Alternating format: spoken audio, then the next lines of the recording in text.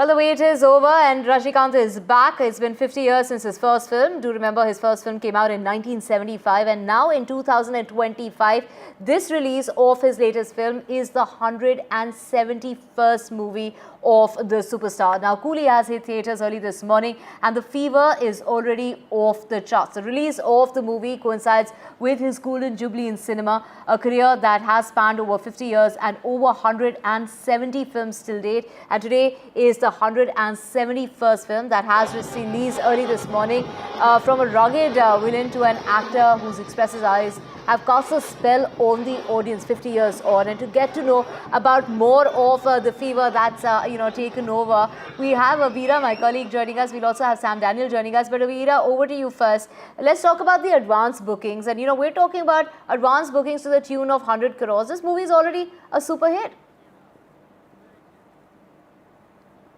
Yes, it's absolutely a super hit already, even before the film released. So we have with us the fans. They're all waiting to go inside, but they're here only for NDTV. Yes. How are you enjoying Rajinikanth inside there?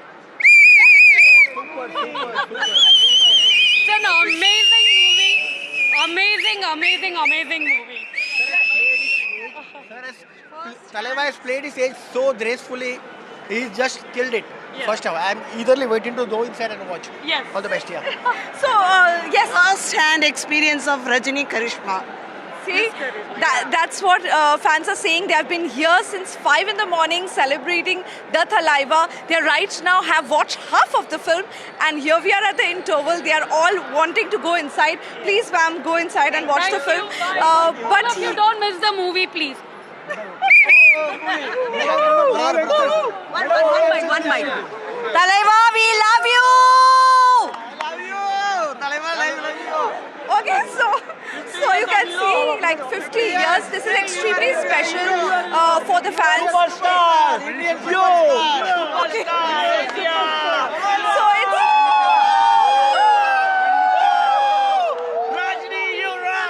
So it's just not about a Rajinikanth film releasing this time. It's also 50 years of Rajinikanth and people have come together. Like I say, the Independence Day weekend had started early thanks to the Talaiva and everybody, it's like a festival for them and everybody is enjoying. Kaisa lag raha aapko film? It's really interesting. For the last 50 years, it's the 50th year that Talaiva has entered in this industry, and special thanks to the Maharashtra State Rajinikanth Fan Club who have been regularly organizing these shows and they ensure that it is done to the core and we enjoy to the core. Thanks to the team and thanks to NDTV who are especially covering this show. Thank you very much. Yes, sure. You want to say something? Oh, there you go. Rajini, you rock! Yes! 1,000 crores coming! So yes, you can see it's more like a celebration. Only superstar you Rajinikanth. You know next star you. Okay. Only star. Only star. Okay. Star. Rajinikanth. That's what they are correcting me. But here we are. You can see the celebration and the energy is something else. I've been covering this for years now. But this year, like I said, it's extremely special. All records broken. And we are just going to wait for the numbers to come in now.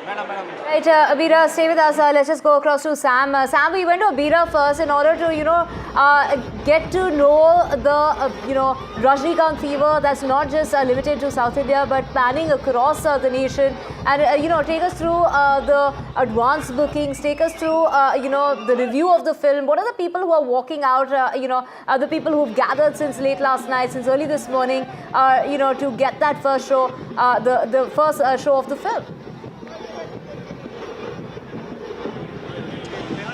Divya, we come to you from the Rohini Silver Screens in Chennai. In Tamil Nadu, the first show begins at 9 o'clock, though fans have been waiting here from 7 in the morning. And around 1,000 screens show this film across Tamil Nadu. It's a power-packed film with a great lineup of pan-India stars. It's also special for Rajini's Golden Jubilee in cinema.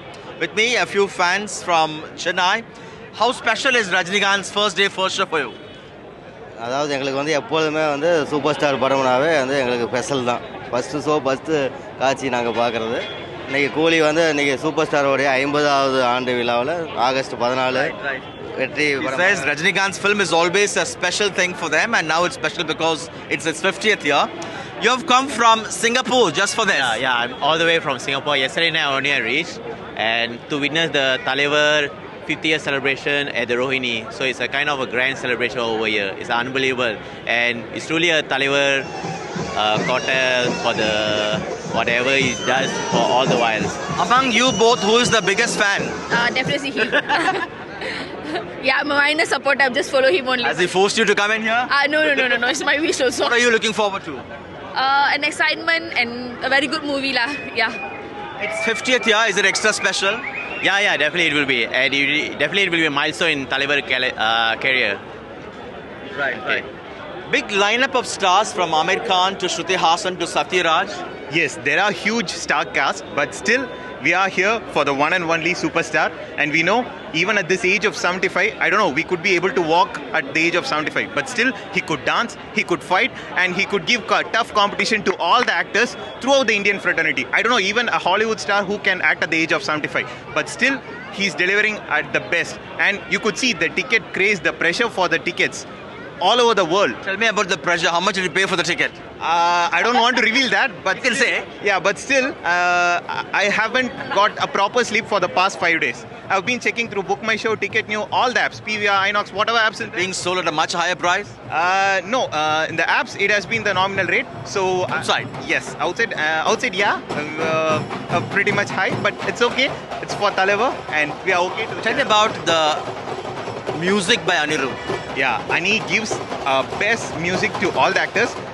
For Talaivar, he jumps 10 steps ahead and he gives the best lot of music to Talaivar. Lokesh Kanagaraj's first film with Rajinikanth. Is it going to be a Rajini film or a Lokesh Kanagaraj film? It will be a Lokesh version of Rajinified film. So truly we are excited to watch how Loki is going to present Talaivar, and we are excited. And it's another 1 hour. We are going to see that superstar font. So we are going Lastly, the estimates say it could be touching unprecedented 150 crore on day one. I hope so. Yesterday I saw it crossed around 100, 120. 150 is not too far away, but that's not our issue. We are going to enjoy and we are going to celebrate Talaivar. Thank you very much. We'll speak to another fan here. What does first day, first show of Rajinikanth mean to you? This is very special for me because I traveled with my son from Germany. From Germany? Yes, to watch the movie. So I did it when I was living here, and it's always amazing to be on the first day, first show. After 10 years, I'm coming here with my son to watch the movie. Since it's a summer holiday, we are here, and it's perfectly going to work. How do you think the film will perform at the box office? Definitely, it's going to be a superstar, super hit film. Right. Thank you very much. How about you? When did you come here? Just now, and we are so excited because it's Rajini Day. It's a festival for us. So we are super duper excited for the whole, it's a jackpot for us. And it's music, Talaivar and whatnot. You think this will perform well pan-India? Of course, yes, because it's Rajinikanth, it's Talaivar. So we are looking forward to it. Any message? We all are excited, that's all. I don't know how. Tell me about the lead lady, Shruti Hassan. Shruti Hassan is multi-talented. She is so good in all ways. So we are excited to see each and every character, and Coolie is something we were waiting for past so many months. So what's that that strikes a chord when it comes to Rajinikanth with people of many generations, from a young child to a senior citizen? I think he is a 50-year, his career is like 50 years. So I think each and every, from child to the adult and senior citizen, everyone are equally mad for him. So that's the thing, and especially here, it's a huge festival. Like Diwali, we have a Talaivar day. It's a Coolie day. Thank you very much. So, Coolie frenzy at this Rohini silver screen in Chennai, Divya. First show begins at 9. Already it has crossed 100 crore. We will know the exact figures later today. But industry experts say it could be setting an unprecedented record of touching the 150 crore mark on the first day across the world. Right, Sam, let's just also go back to Abira. Abira, of course, the film stars Shruti Hassan as well as Nagarjuna. Amir Khan is doing a cameo in this film. But when we talk about, another Bollywood release that is taking place today, clashing with Coolie, is War 2 that stars Hrithik Roshan. Take us through how are the advance bookings panning out for the two films? We know that the advance booking, Coolie has already taken over. There is no comparison to that. From the very first day since the advance booking opened, Coolie has been making records. Where in War 2, we have Junior NTR there, we have Hrithik Roshan, and Hrithik Roshan, first film he did with Rajinikanth, and here they are fighting it out at the box office. But what experts are saying that this is not the first time that Rajinikanth film has broken a record, but this time it's going to be different. And they are expecting the film to make at least 150 crore on day one. So that's a huge thing, and we will wait and watch what the numbers say. But for now, it has already broken records with its pre-sale numbers crossing 100 crore and earning that much already, and already sold 20 lakh tickets in India. Right, Abira and Sam, thank you so much. And of course, you will be getting that first glimpse of the film as well with, the viewers coming out and, reviewing the film for you guys. Of course, we will be coming back to know more on this film that seems to be a super hit already, marking 50 years of the superstar. Let's just move on now. It is the Supreme Court today that will be delivering its verdict on Karnataka government's plea to cancel the bail granted to actor Darshan in the Renukaswamy murder case. To remember, on the 24th of last month, the bench had in fact reserved the order after hearing arguments from both sides. The Supreme Court was hearing a plea filed by the state government against the Karnataka High Court's order, which took place on the 13th of December last year, to grant bail to the actor and the co-accused. Now, this is the High Court granting bail to the actor and others in connection with that alleged murder of his fan Renukaswamy. Renukaswamy was murdered because of the comments that he pasted online and the threats, were directed towards his co-star Parvati, who also is somebody, who he is said to be in a relationship with. In order to get to know more on this, we have Nupur joining us. Nupur, of course, the last time around, the Supreme Court had really slammed that order of the High Court, in fact, and the handling of this particular case, voicing grave concerns, calling the bail order a perverse exercise of judicial discretion. Well, yes, Divya, not on one occasion, but on past two occasions, while hearing this case by the Karnataka government against the bail granted to actor Darshan and other accused in the case, the Supreme Court had in fact made very critical observations of the approach adopted by the Karnataka High Court in granting bail to them. The Supreme Court also, while reserving its order, had said that it won't repeat the same mistakes as the High Court has done. Today, the bench of Justice J.B. Padiwala and R. Mahadevan are expected to pronounce the verdict at 10:30 today. And it will be important to see that what is there in the verdict, and will it mean a relief for actor Darshan, or will he be asked to go back to jail? Right. Thank you so much, Nupur, for joining us with the very latest. Let's just switch tracks now, and this is in regard now to the AICC in charge for Andhra Pradesh, Marikam Tagore, who has hit back at former Chief Minister and YSR Congress Party President YSR Jagan Reddy after he alleged that the leader of opposition in Lok Sabha, Rahul Gandhi, is in touch with Chandrababu Naidu through hotline.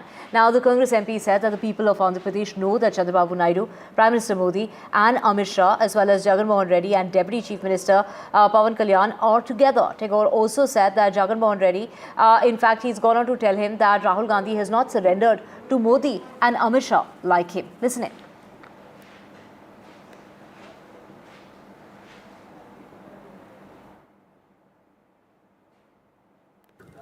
So why is it that Rahul Gandhi is not talking about Andhra, which has got this huge percentage of difference that you just spoke about, or why is it that Rahul Gandhi is not talking about Arvind Kejriwal, who lost in Delhi his own seat? Rahul Gandhi does not speak about Andhra, nor does Rahul Gandhi's national spokespeople, no spokesperson, Andhra in charge, this person Manikyam Tagore who is here, nor does he speak about Andhra. This man Manikyam Tagore speaks negative about me or YSRCP rather than Chandrababu Naidu here. And Rahul Gandhi does not speak about Andhra. Why is that so?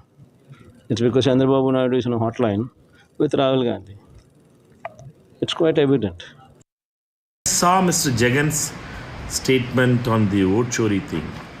Mr. Jagan must understand that the leader of opposition, Rahul Gandhi ji, he is not a person who is fighting for Congress alone. We are fighting for India's democracy. He has not surrendered to Mr. Shah. He is not afraid about Mr. Modi like the way Mr. Jagan does.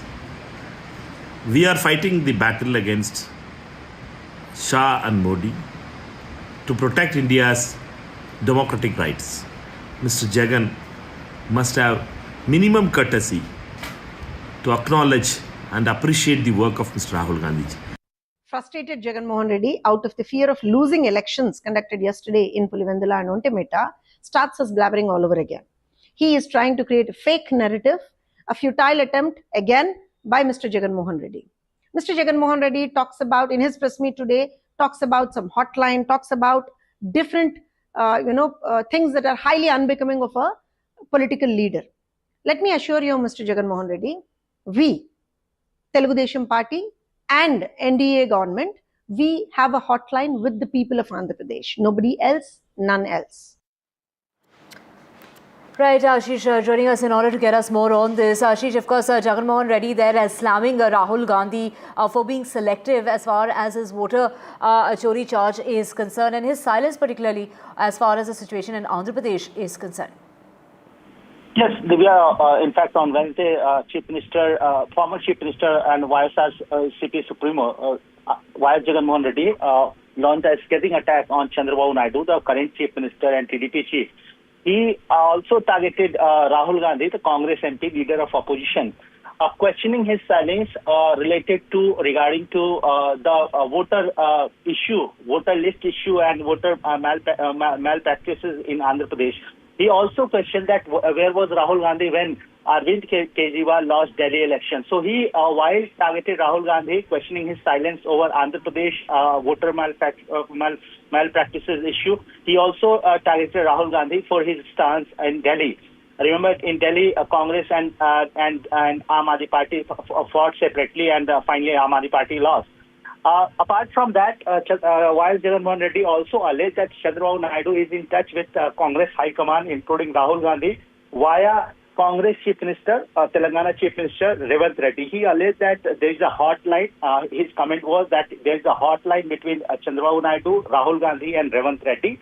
That's what the allegation he made. Reacting on this allegation, Chandrababu Naidu's son and Minister Nara Lokesh hit out at YS Jagan Mohan Reddy. He alleged that there is no vote chori, but no chori done by YS Jagan Mohan Reddy. That's why he was ousted from power. He lost election, and now he doesn't have any other thing to fight on. That's why he is making all the false allegation and accusation on TDP. He also, Nara Lokesh also said that his party is directly connected or has the hotline with people of Andhra Pradesh with no other political party. So clearly there is a political war of war, political fight intensifying in Andhra Pradesh. While YS Jagan Mohan Reddy is targeting the ruling TDP, he is also targeting Congress and Congress leadership. Right, thank you so much for getting us those details.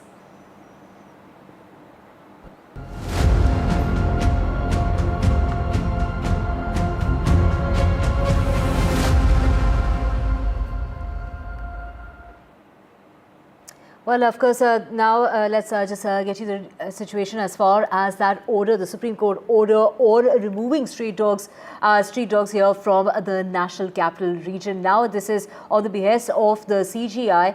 This is the Chief Justice of India, remember, had said that he will relook at that judgment that was pronounced by the Supreme Court in regard to removing street dogs from the National Capital Region. Now that case is going to be coming up. The matter has now been referred to a larger bench, which is set to hear the case today, on the directions of the Chief Justice of India, B.R. Gavai. Now a 3-judge bench of which is going to be led by Justice Vikram Nath. The relocation has been ordered, just days ago, and that had, in fact, had quite a divided response, particularly from animal lovers, animal activists, and people, as far as citizens in the National Capital Region are concerned, very concerned about the population, as far as the population of the street dogs here in Delhi is concerned. The order says that they need to be rounded up and removed from the streets and taken to shelters in the National Capital Region, which need to be away from the city. All this has to be done in a matter of 8 weeks' time, in less than 2 months from now. And that bench has also said that the dogs should be kept at the shelters and not be allowed to escape. Now, there were, very definitive guidelines that were pronounced by the Supreme Court, but that case is now coming up in the Supreme Court all over again. Let's listen into some of the reactions coming in. Today, we are facing a crisis of conscience. The recent Supreme Court decision is like a door closing on the voiceless and defenseless of our society. I wish the safety and sanctity of life was at the heart of the judgment. I wish a more nuanced and calibrated approach had been taken towards the systemic flaws which are at the root of the so-called dog menace. In silencing those who cannot protect themselves, we risk losing something essential within ourselves. This need of expedience over sympathy has caused tremendous harm. I urge the government to take action against such a drastic step. And I hope and pray the Supreme Court will try and find a fine balance embedded in justice. My colleague Nupur joining us in order to get us details. Nupur, what time is this case coming up in the Supreme Court? And of course, we're hearing celebrities coming out. We just heard Sharmila Tagore also, talking against this order of the Supreme Court. John Abraham's been very vocal. So have so many others, from Ravina Tandon to animal activists, from, Manika Gandhi to so many more, talking against this decision that's been taken by the Supreme Court, calling it very harsh and saying that this is absolutely impractical because to begin with, where are these dogs going to go? There are no shelters. They can't provide those shelters in a matter of 2 months' time. And also, it's going to require a lot of money. Well, yes, Divya, there were several such objections from corners of society which have not only called this entire order by the Supreme Court bench of Justice J.B. Pardiwala and R. Mahadevan impractical but also unscientific. They have also raised questions on who will bear the cost of building up so many shelters and providing for daily food and medicines for the dogs that will be taken to these shelter homes, and who will make sure that these dogs don't face cruelty at the hands of those who are running these shelter homes and those who are employed in these shelter homes. So there were several critical questions. What triggered the Supreme Court to constitute a larger bench is that there is already a 2-judge bench judgment of 2024 by a bench of Justice Sanjay Karol, where they had in fact said that all ABC rules must be implemented, which includes the rule which bars relocation of dogs, which mandates that the dog who has been picked up from a locality after being sterilized should be sent back to the same locality. Now, Justice Pardiwala's recent order has called this rule absurd and has in fact directed relocation of all city dogs, that Delhi-NCR dogs, to shelter homes. Now, this was brought to the Chief Justice of India's notice that there are two conflicting orders of the Supreme Court by a similar strength of benches, that is, they both were 2-judge benches. Now, which one will apply in Delhi? So now a 3-judge bench will hear the entire matter, and there are applications that have been filed seeking an interim stay on the order passed by Justice J.B. Pardiwala and R. Mahadevan, saying that already local authorities have started picking up dogs from across Delhi location, and they have started rounding up without even coming up with proper shelter homes. So in today's hearing, which is likely to come up at 10:30, we are expected to hear voices seeking an interim stay on this order. Right. Thank you so much, Nupur. All eyes on that hearing that's coming up in the Supreme Court. And of course, while there is a division as far as people here in the national capital are concerned, while humans debate safety versus compassion, it's NDTV's Arun Singh deciding to hear from the real stakeholders themselves. Well, the Supreme Court has ordered that all stray dogs in the national capitals will have to be relocated to shelters within 8 weeks. This has angered a lot of dog lovers, but has also received applause from some residents. But in all of this noise, one voice is missing, and that is theirs. So we'll know what their perspective is. आप हमारे से बात करेंगे? आपकी bite लेना चाहते थे? Actually नहीं, साउंड बाइट लेना चाहते थे. कुत्ता क्रॉनिकल्स कर रहे हैं, डरिए मत. खास आपके लिए बनाया शो. नहीं? Yes? Seems like he's interested. Dogesh here says that if you're giving us shelters, at least give us noise cancelling ones, because they are done with shadis, barats, crackers and DJ wale babus. Well, these stray dogs are also unofficial security guards of our lanes. They say once we are not there, Chor Uncle is going to take over, that too very easily. Well, these ones also said that they were done with their exposure on social media because their pictures were getting users several likes and also many prospects on the dating apps. Hence, they'll have their own life in the shelters. No more exploitation on social media. Dogs say you remove us and monkeys will apply for permanent residency. God bless your bananas and balcony plants. Kalu here says stop using kutte ki zindagi as an insult, because look around. Humans are dying in train accidents, bridge collapses and stampedes. So replace that with insan ki zindagi. Well, I spoke to Sheru as well, and he said that he will finally be done with our because that, in his words, is offensive, and also he never gave consent for this. Sheru! Sheru, तुसी जा रहे हो? तुसी ना जाओ.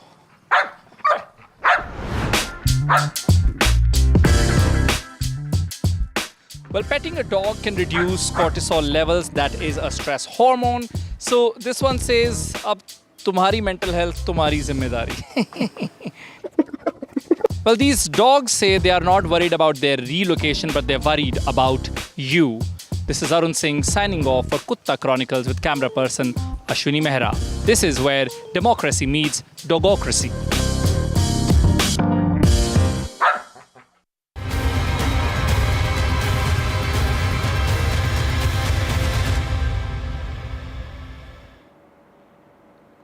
Now, the Supreme Court is set to hear the SR case again, and this is going to be the third consecutive day. Do remember the hearings were supposed to be over 2 days. The petitioners have raised concerns that the SIR process permits arbitrary deletion of voters without adequate safeguards, potentially disenfranchising lakhs of citizens and undermining free and fair elections. The Election Commission has defended its directive, asserting that it's empowered to undertake such an exercise. Now, this, while maintaining that the revision was necessary in light of urban migration, demographic shifts and long-standing concerns about the accuracy of existing rules which had not been intensively revised in nearly 20 years. My colleague Nupur joining us to get us more on this. Nupur, take us through what has happened over the last 2 days and how is it that this has spilled over another day? This is the third consecutive day of that hearing coming up in the Supreme Court. Yes, right, Divya. The Supreme Court had in fact fixed 2 days for hearing this case at length, but for the past 2 days, the Supreme Court has not been able to conclude hearing the arguments just by the petitioner's side. There are many petitions, as we know, that many political parties as well as organizations have moved the Supreme Court against the special intensive revision being carried out in state of Bihar, calling it exclusionary and illegal. Now the Supreme Court is still hearing the petitioner's side. Today, today it is expected to conclude hearing arguments from the petitioner's side and go on to the arguments of Election Commission of India. This entire case can take more than a week and can spill over to the next weeks, upcoming weeks as well. But what is important is that the petitioners, especially the Association for Democratic Reforms, has now come up with 3 demands for an interim order from the Supreme Court. Meanwhile, it decides the issue to finality. The Association of Democratic Reforms has alleged that the Election Commission of India, after the press conference of Rahul Gandhi, had made the draft list published on August 1 unsearchable, which it was previously searchable online, but now it has been made unsearchable. These are allegations by ADR, which ECI has denied, but the Supreme Court will now consider if it wants to grant this interim direction. Secondly, the ADR has also demanded that all the 65 lakh voters that have been deleted, their details should be put online and they should be provided. Everyone should be providing the details of why they were deleted, what were the reason that the BLOs adopted to mark them as recommended and non-recommended. So it will be important to see whether the Supreme Court decides to grant this interim order, as the top court also observed in yesterday's hearing that it is in interest of transparency, it is inclined towards making data public and searchable. That is primary demands of the interim order. So it will be important to see that what is the Supreme Court should take today on the interim demands sought by the petitioners. Right. Thank you so much for getting us all those details, and all eyes on day 3 of the SR case coming up in the Supreme Court. Moving on now, let's get you news, and this is in regard to actor Shilpa Shetty and her husband Raj-Kundra, as well as another third person. They have been booked by the EOW for allegedly defrauding this Mumbai-based businessman of over 60 crore rupees in a loan cum investment deal that was linked to their now defunct company, Best Deal TV Private Limited. Now, according to the Mumbai police, the businessman, is Deepak Kothari, who has accused the couple of jointly cheating him for that money to the tune of over 60 crore rupees, alleging that the money was given for business expansion of that company that's now defunct, but it was used instead for personal expenses. He claimed that he had gotten in touch with the couple through an agent, Rajesh Arya, back in 2015, literally 10 years ago. At the time, the couple were the directors of this Best Deal TV and online shopping platform, and it was Shilpa Shetty who had 87% shares in the company back then. But all the money, 60 crores that were given, were not spent on business expansion. In fact, the company didn't even, things didn't work out. They had to shut down that company, and all that money was used by the couple to buy stuff for themselves for personal use instead.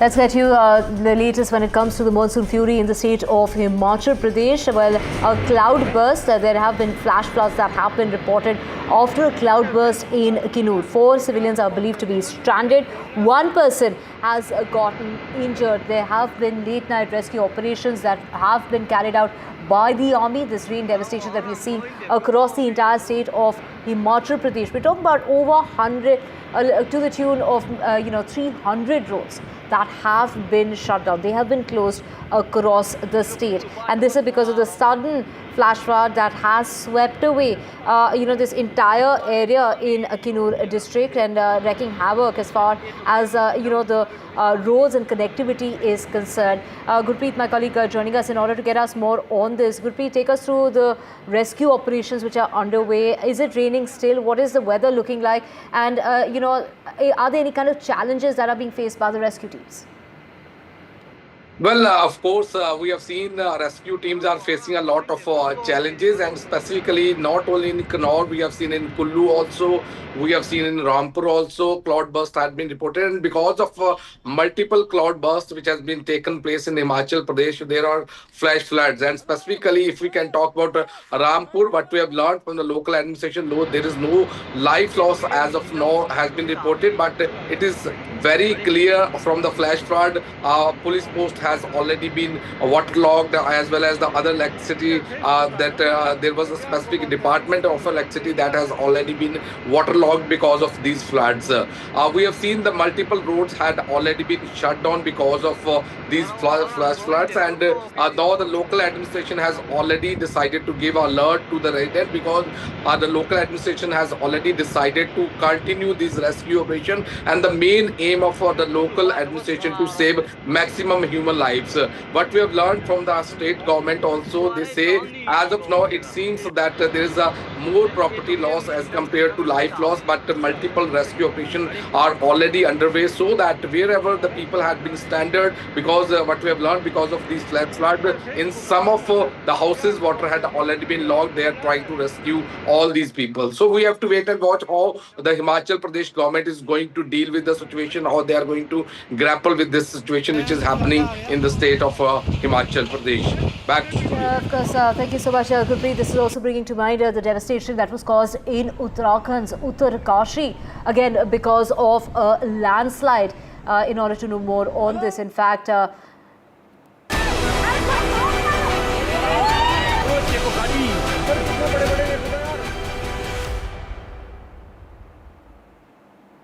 at least 1,200 people have been rescued so far from the tragedy that unfolded in Uttarakhand in Uttarakhand due to the flash floods. The rescue operations are still underway, but connectivity continues to be disrupted.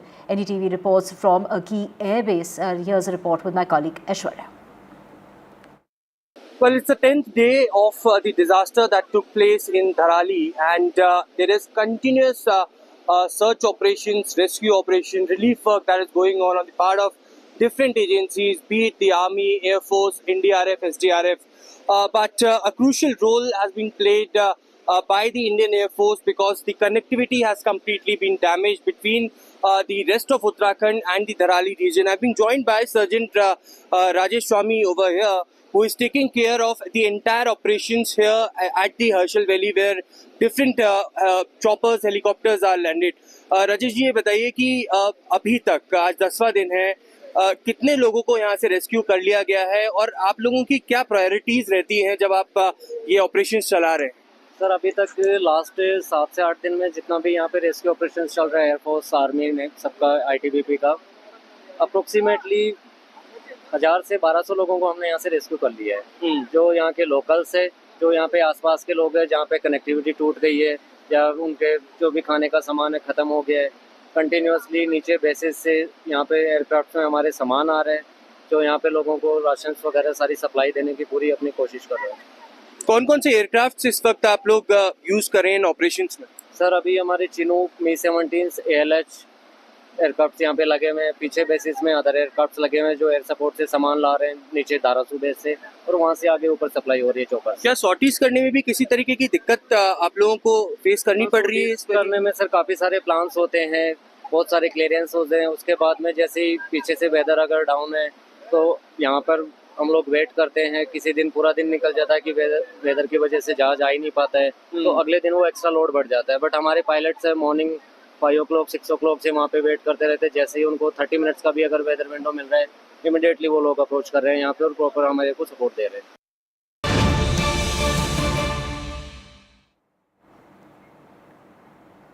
Big news coming in from Lucknow, and due to the monsoon fury, all schools have been shut down in Lucknow. A major road has caved after waterlogging has been reported in Lucknow. Now, all government and private schools will remain closed today due to bad weather and heavy rain in parts of Uttar Pradesh.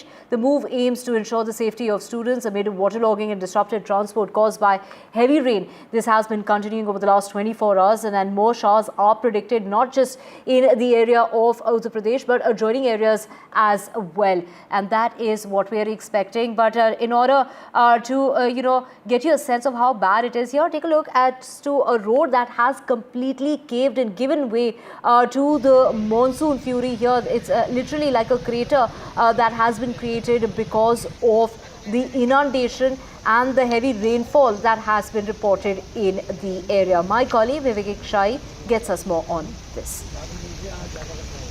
राजधानी लखनऊ में कल शाम को ही तेज बारिश का असर लखनऊ के अलग अलग इलाकों में देखने को मिला, जहां कई इलाके जलमग्न हो गए। तो वहीं राजधानी लखनऊ के अलीगंज का ये पॉश एरिया, जहां एक सड़क जो है वो अब गड्ढे में तब्दील हो चुकी है। कितना बड़ा गड्ढा है तस्वीरों के माध्यम से आप देख सकते हैं। ये अलीगंज का पॉश इलाका है। बात करें तो साफ तौर पे आप देख सकते हैं कि पूरी सड़क जो है वो बीच से एक बड़े गड्ढे ब्लॉक में तब्दील हो चुकी है। सीवर का पानी इसमें गिरता चला जा रहा है और ये जो सड़क है वो पूर्णिया से कपूरथला को जोड़ती है। आप देख सकते हैं कि पूरे सड़क को ब्लॉक कर दिया गया है, ब्लॉकिंग कर दी गई है। लोगों को आने जाने का रास्ता जो है वो बंद कर दिया गया है ताकि किसी प्रकार की अप्रिय घटना न हो। लेकिन सड़क के बीचों बीच बने इस गड्ढे ने लखनऊ के PWD नगर निगम विभागों की पोल खोलना भी शुरू कर दिया है। ये पहली बार नहीं है कि लखनऊ में बारिश के दौरान इस तरीके के सड़क पर बड़ा गड्ढा देखने को मिला था। इसके पहले भी अलग अलग इलाकों में इस तरह के गड्ढे देखने को मिले हैं जिनमें गाड़ियां तक फंस चुकी हैं। साफ बात है कि लखनऊ का विकास आप सबके सामने है। देख सकते हैं कितने बड़े स्तर पर जो है ये गड्ढा हुआ है। पूरी सड़क बीच से ही बैठ गई है और जो आप आसपास के जो लोग हैं, जो लोकल लोग हैं, उन्होंने बताया कि आधी रात के बाद से जो है ये गड्ढा होना शुरू हुआ और सुबह होते होते ये गड्ढा एक बड़े चैम्बर में अब तब्दील हो चुका है।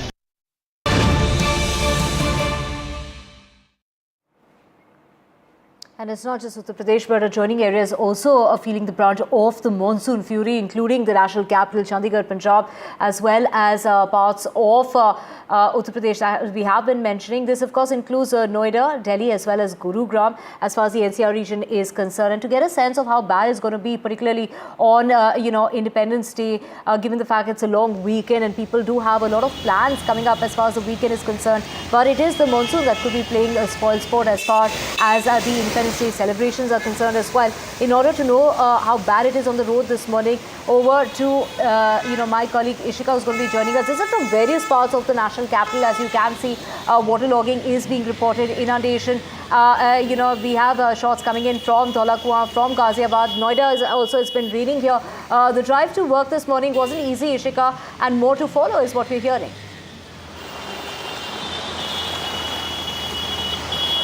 Well, Divya, as you rightly mentioned, it has been heavily raining in the parts of Delhi-NCR region, which certainly includes, Noida, Gurugram as well. We have seen waterlogging visuals, in fact, coming from different parts of the city. But currently, I am standing at the ITO, and generally, last time also we showed you a picture how entirely waterlogged this entire stretch was, because it is certainly a very busy stretch. People who are coming from Noida and going to Delhi for their office, generally they have to face a lot of traffic and waterlogging here at the street.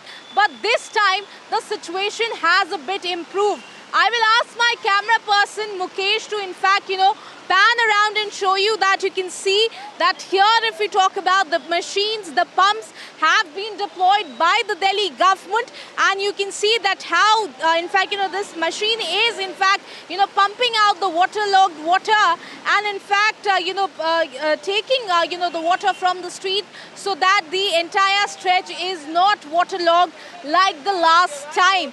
And in fact, we'll like to show you that because of this improvement, certainly there is no traffic chaos as of yet, as you can see on the street. So government continues to say that they are working on these, waterlogging spots. They have already, in fact, marked these waterlogging spots.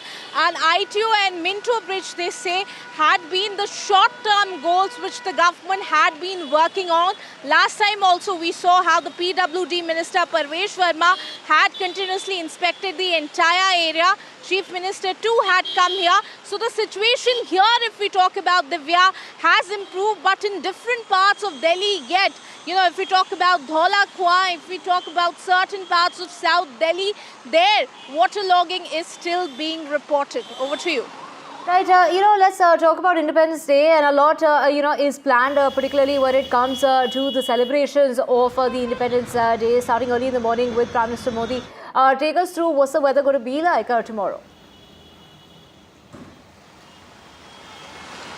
Well, Divya, as per the IMD, it is going to be, a similar weather that we are seeing today on the Independence Day, because the IMD goes on to say that it is going to be cloudy till the 16th. They're expecting heavy rains to continue in the Delhi-NCR region. So certainly for all the people, who have made plans for the Independence Day especially, they certainly need to, keep an extra time in hand so that they do not face any traffic congestions on the streets. And also it is advisable to the people to use metros rather than the roads. Over to you. Right. Thank you so much, Ishika, for joining us with those details.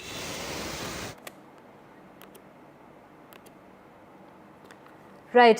Let's just also get you more news coming in, and this is in regard to, in fact, this is as far as global rating agency that is in fact betting as far as India is concerned, saying that these tariffs that are going to be imposed on India will not be impacting the growth of India as far as India's growth story is concerned. So the US president says his punitive tariffs on Indian imports will not impact the economic growth as far as India is concerned, and his sovereign ratings outlook will remain positive according to S&P Global Ratings. And New Delhi do remember, is facing that 50% US tariff comprising 25% that kicked in on the 7th of August and another 25% due to come into force from the 28th of August as a penalty for buying Russian oil. Let's get you all the details on this with my colleague Sakshi Bajaj.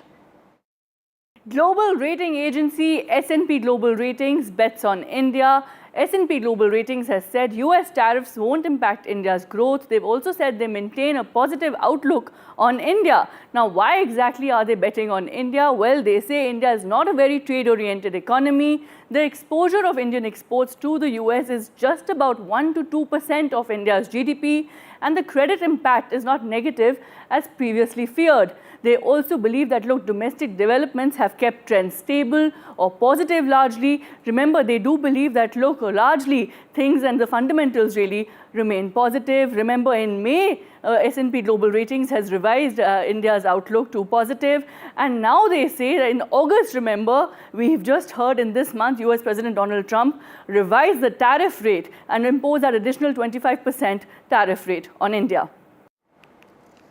Let's get you more news, and this is in regard to Chinese Foreign Minister Wang Yi, who will be visiting India next week on the 18th of August to hold talks with National Security Advisor Ajit Doval. Now, the visit will take place shortly before Prime Minister Modi's visit to China, his first trip since clashes 5 years ago, which had led to heightened military tension on the border for the SCO summit. Also, the Foreign Minister of China will be visiting India. This will be taking place against the backdrop of Donald Trump hitting both Beijing and New Delhi with massive tariffs. Now, do remember that Trump has slapped a 50% tariff on India, including a 25% penalty for purchasing of Russian weapons and Russian oil.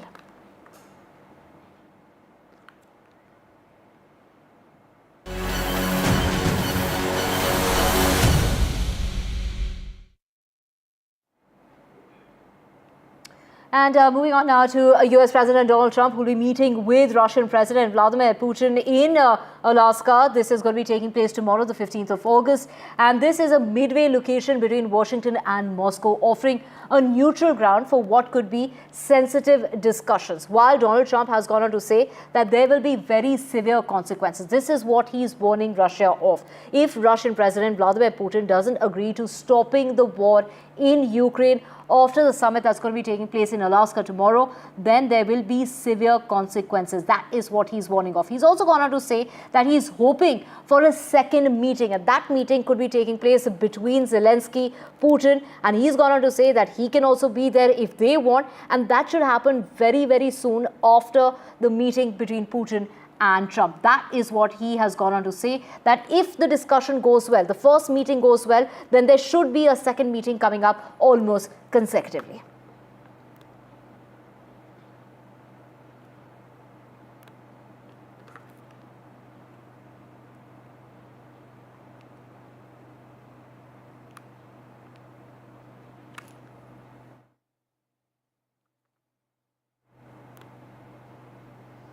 And let's get you more news coming in, and this is in regard to NASA. A single mother's courage cemented by Adani Cements has taken a 17-year-old to NASA's Hall of Fame. Cybersecurity prodigy Vansh is living his dream. Here is how.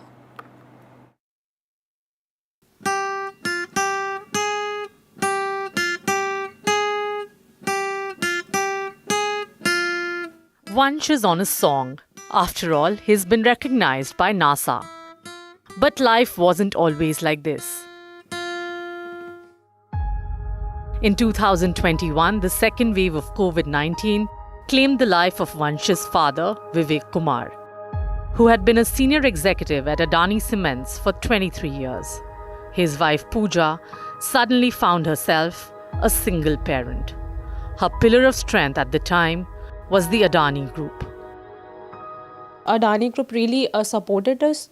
My mother has the qualification in the same, like she had the good education, and she reached out to the management of the Adani Group, and they being very helpful and supportive, they also gave her the opportunity and they just taken her to the group, and like they also like supported in many other ways that is possible. There would be two words I would say. One is the motivator, so supportive and a motivative.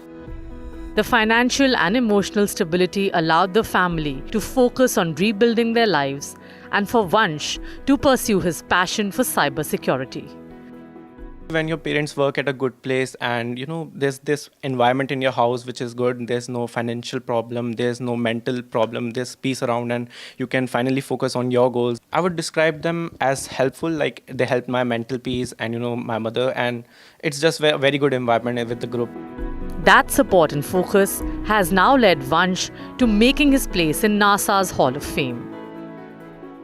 Did that motivate you even further? Yeah, that motivated me a lot. Adani Group celebrated Vansh's recognition in its weekly magazine, turning his personal milestone into a shared moment of pride. There is the magazine that Adani Group publishes, like it's every weekly and monthly as well. So the group gave the recognition to Vansh there. There was his picture and a very good note about him, giving him a recognition and the very special words. So yes, the recognition was there. Vansh's story is a testament to resilience and unwavering commitment.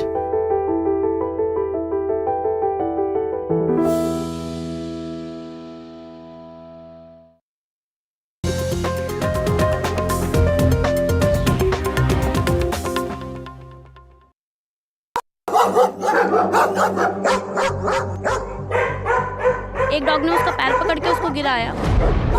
There is a stray dog bite, stray dog attack. Who is responsible?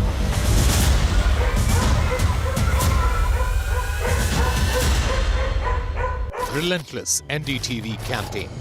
The fact is that every single day there are common citizens, those who are suffering at the hands of the stray dogs. What are the key concerns from a national policy point of view on this issue? NDTV flags India's dog dilemma. We are asking here on NDTV as part of our campaign. Policymakers back safety campaign. I welcome this. We have no policy. Time for stray menace solution.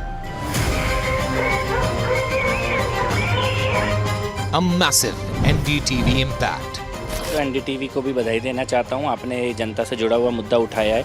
NDTV campaign spurs Supreme Court action. All stray dogs in the region must be relocated to shelters. Supreme Court orders end to stray menace. हमारा एक ही ध्येय है, दिल्ली की जनता को राहत देना. NDTV's solution-oriented campaign.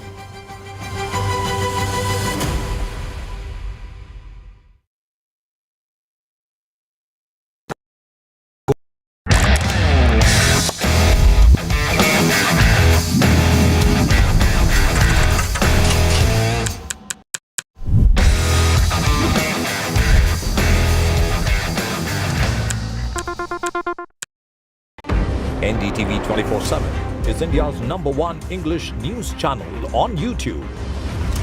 Credible, compelling, always ahead of the curve. Thank you for choosing NDTV 24/7 as your trusted source for news. Hello बोलिए madam, डब्बा ट्रेडिंग कब से चल रहा है पता है मैडम आपको? हम और आप तो जन्म भी नहीं हुआ था हमारा। We investigated a shady advisory firm that has spent big bucks on advertising on the front pages of national dailies. ये आपको बिल्कुल उसका ऐसे हल्का सा भी खौफ नहीं है? मैडम एक बात को खौफ किस लिए रखना चाहिए तो बताओ, कौन सा गलत काम कर रहा हूँ मैं? After our report, we also saw NSE came out with a cautionary circular to the investors. Market Regulator Securities and Exchange Board of India has also come out with a release talking about the actions that it has taken. Cyber complaint has also been filed against the entities involved in this entire Dabba trading scam.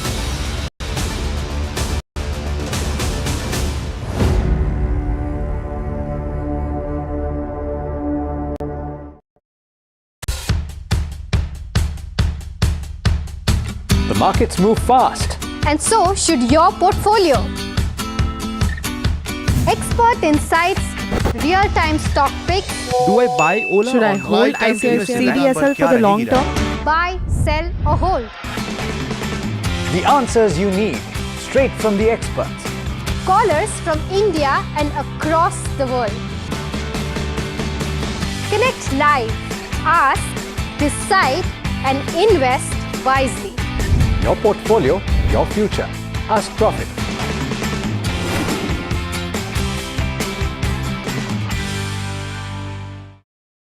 You know, first when Sayyara released and we as audience realized, oh my God, what is happening? You know, when did you realize it? Like, it's like, I didn't expect this, what is happening? Like that wave that hits you. You know, the first thing that really hit me, I'm telling you, was a month back actually, to be honest, is when Adi sir saw the film. And he saw a very loose cut and he decided the release date. But he was always, like me and Akshay were so into making the film, I think, along with Sumanna and all. Sometimes when you're so into it and you know, you don't realize, you don't see it from, and then he saw it from a third person perspective. I mean, he was always super confident about the film. And he had actually had this talk with me about how I've done. And yeah, we all grew up. I was in the 8th grade when I saw Dilwale Dulhaniya Le Jayenge and said I want to make a love story like this.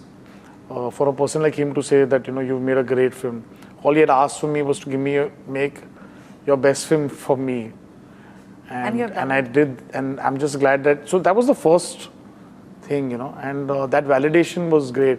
I wasn't shouting over the roof for it. It gives you a lot of confidence at that moment, you know. Absolutely. For the person who's actually put his money where it is, and he wasn't talking about anything else, but on a very unassembled film at that time, could feel the emotion and be listening. But it was the first time we felt that we made something special. But yes, once the numbers came in, I think then it was Akshay. The advance. Yeah, and the advances came in, and then people were sending me messages, and all they said, no, don't listen to anyone. So I at one point just put my phone off and said, you know, this is getting too out of hand. And then in the night we got the number.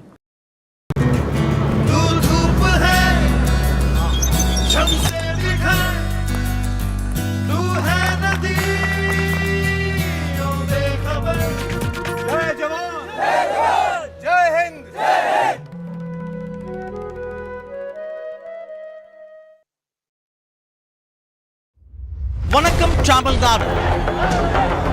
Well, the battle for Tamil Nadu 2026 is open now. After Chief Minister Stalin rolls up his sleeves.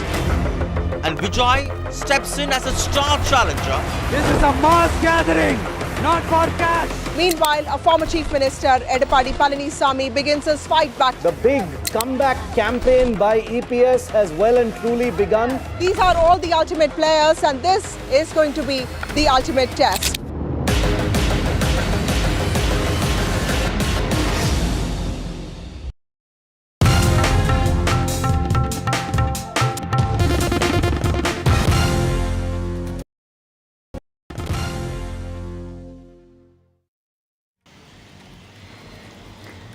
Delhi-NCR wakes up to heavy showers, waterlogging being reported from various spots, and of course commuting this morning is quite a challenge because of heavy rain that is going to continue in the course of the day. It's going to get heavier in fact on the weekend, and this could in fact hamper the outdoor parade that is expected to take place tomorrow to mark the occasion of Independence Day. In Himachal Pradesh, 300 roads have been closed, including 2 national highways that have been closed following fresh incidents of cloudbursts and flash floods. We're talking about several bridges that have been washed away in Shimla and Lahore Spiti. And on the directives of the Chief Justice of India, 3-judge bench comprising of Justice Vikram Nath will be taking up that stray dog case that is going to be taken up by the Supreme Court yet again after making that decision to send away all the street dogs away from the streets of Delhi to shelter homes. And a crucial visit, this is a verdict coming up by the Supreme Court on actor Darshan. This is the bail plea of the actor that's going to be coming up today. This is after the Supreme Court came down heavily on the decision by the High Court in regard to the handling of the case and the bail given to the actor. Shilpa Shetty and her husband have been charged with cheating a businessman of 60 crore rupees, which was given for business expansion but was spent on personal expenses instead.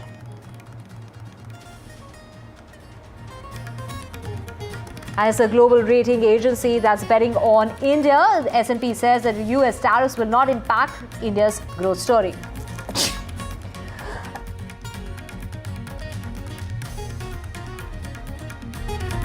And the wait is finally over. We're talking about Rajinikanth's blockbuster film Coolie that's hitting the theatres early this morning. And people have been queuing up since early this morning to get that first day, first show. And of course, 100 crores have already been raked in advance bookings of the 50th year. This marks the 50th year of the superstar Rajinikanth, his 171st film.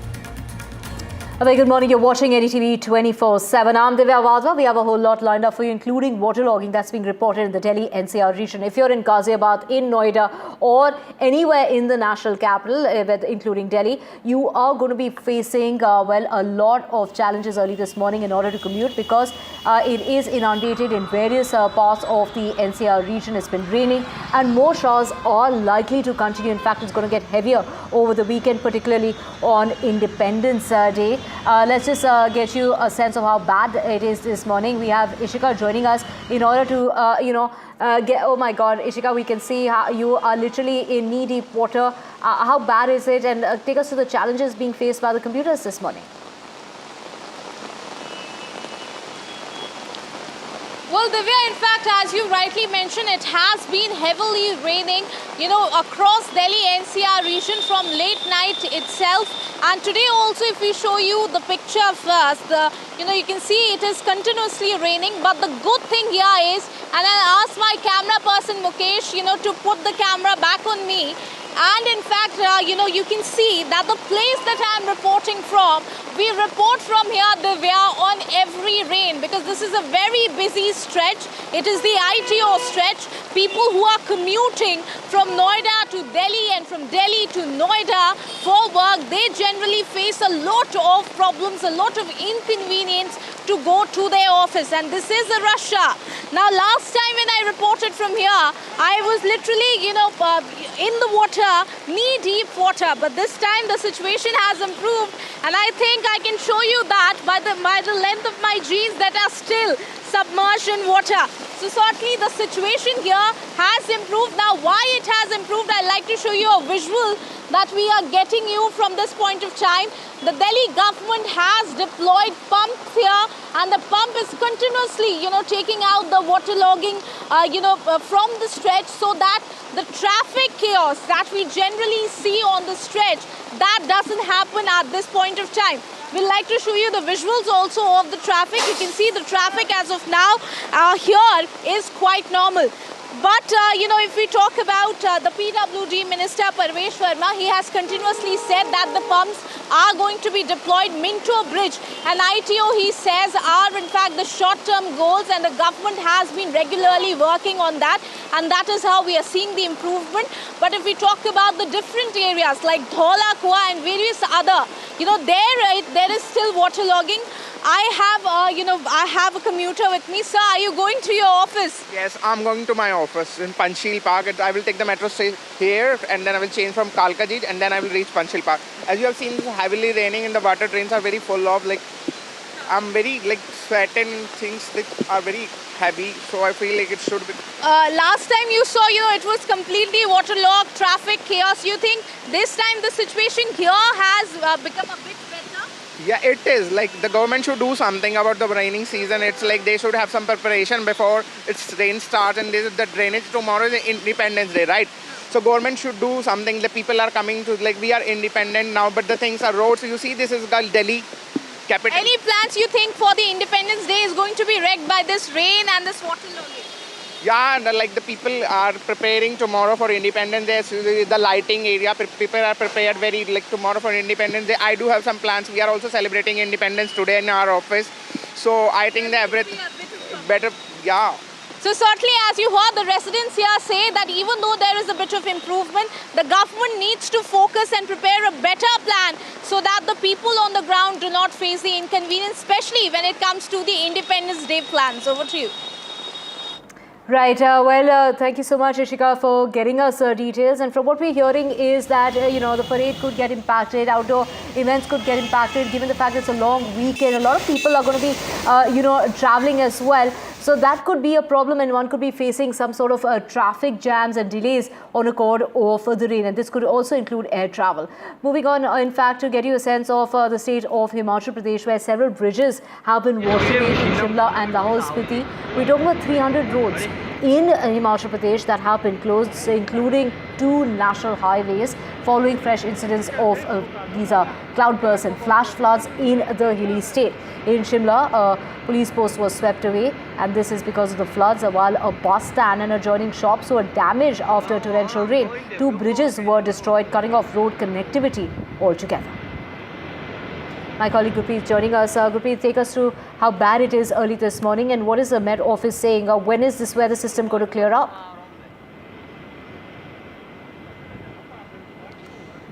Well, we have seen the multiple cloudbursts had been taken place in Himachal Pradesh, and specifically if we can talk about Kullu, we have seen in Rampur, we have seen in Narkanda also. So multiple cloudbursts had been reported there, and what we have seen specifically in overall Himachal Pradesh, there is a very, very challenging situation on the ground. We have seen multiple rescue operations are already underway, and what we have learned from the local administration and the state administration, there is no life loss has been reported so far, but they are saying huge property loss has been reported from the various locations. Some of the houses had been waterlogged because of these flash floods, and specifically in Rampur area, we have seen the police post has been waterlogged because of these flash flood which has been taken place there. After that, we have seen multiple rescue operations are already in progress, and in some locations of Himachal Pradesh, specifically in Kangra, Palampur, the students are suffering because they haven't shut down the schools, and because of that they are trying to take more precaution. Local administration as well as the state administration has decided to minimize this human life loss, and they are already proactive, and wherever they got any inputs from the weather department, immediately they are appealing to the people to vacate their house so that there should be less life loss. But from June 20th onwards, we have seen multiple roads had already been blocked, and multiple work is already under progress so that they will be able to face this challenging situation. So we have to see how the Himachal Pradesh government is going to come back to this situation. Back to studio. Right, thank you so much, Gurpreet, for getting us a sense of the situation on the ground in the state of Himachal Pradesh. And this is because of a cloudburst that has resulted in flash floods, bringing to mind the situation in Uttarakhand.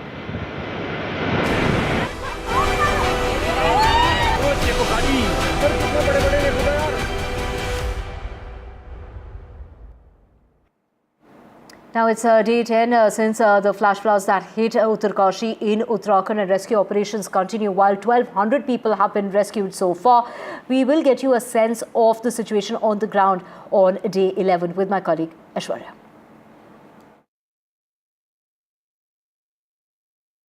Rajesh ji, ये बताइए कि अभी तक आज 10वां दिन है, कितने लोगों को यहाँ से रेस्क्यू कर लिया गया है और आप लोगों की क्या प्रायोरिटीज रहती हैं जब आप ये ऑपरेशन चला रहे हैं?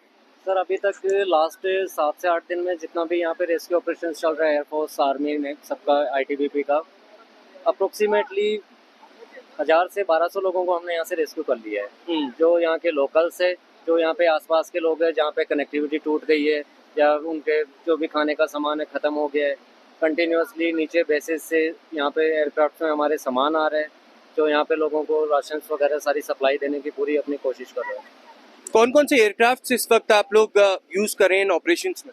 सर, अभी हमारे चिनूक, मी-17 ALH एयरक्राफ्ट यहाँ पे लगे हुए हैं, पीछे बेसिस में अदर एयरक्राफ्ट लगे हुए हैं जो एयर सपोर्ट से सामान ला रहे हैं नीचे दारासू बेस से, और वहाँ से आगे ऊपर सप्लाई हो रही है चौपर। क्या सॉर्टीज करने में भी किसी तरीके की दिक्कत आप लोगों को फेस करनी पड़ रही है? इस करने में सर काफ़ी सारे प्लान्स होते हैं, बहुत सारे क्लियरेंस होते हैं, उसके बाद में जैसे ही पीछे से वेदर अगर डाउन है तो यहाँ पर हम लोग वेट करते हैं। किसी दिन पूरा दिन निकल जाता है कि वेदर की वजह से जहाज आ ही नहीं पाता है, तो अगले दिन वो एक्स्ट्रा लोड बढ़ जाता है। बट हमारे पायलट्स है मॉर्निंग 5 o'clock 6 o'clock से वहाँ पे वेट करते रहते हैं। जैसे ही उनको 30 मिनट्स का भी अगर वेदर विंडो मिल रहा है, इमीडिएटली वो लोग अप्रोच कर रहे हैं यहाँ पे और प्रॉपर हमारे को सपोर्ट दे रहे हैं।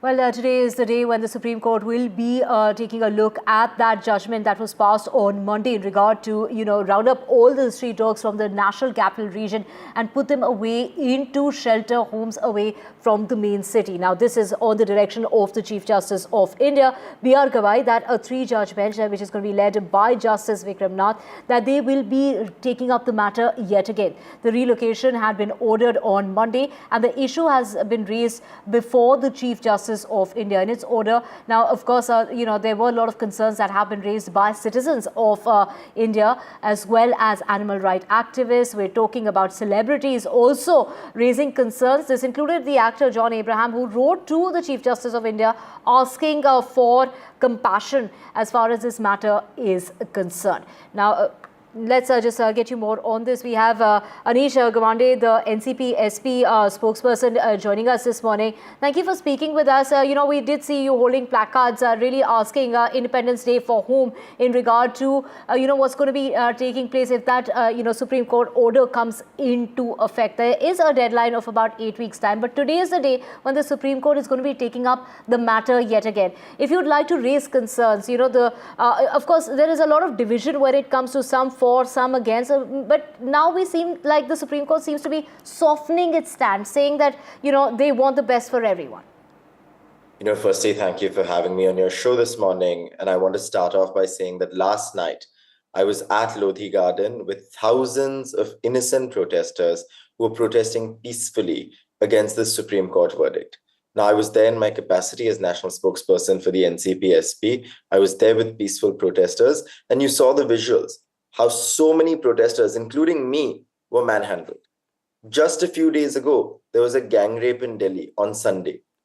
The reality is that this verdict has divided this city so much that today the Delhi police is busier taking care of protesters who are protesting peacefully in Lodhi Gardens than solving actual crimes in the city and raising their hands against innocent people, including politicians. If they can do this to me, if they can do this to the leader of opposition just a few days ago for vote chori, then what are they going to do to ordinary citizens of this country, right? It is no wonder then that the Chief Justice has taken account of this matter and sent this case to a larger bench, right? This case has gone up to a larger bench which will hear this case today. But the reality is the Supreme Court is fixing the mess created by Delhi's Chief Minister.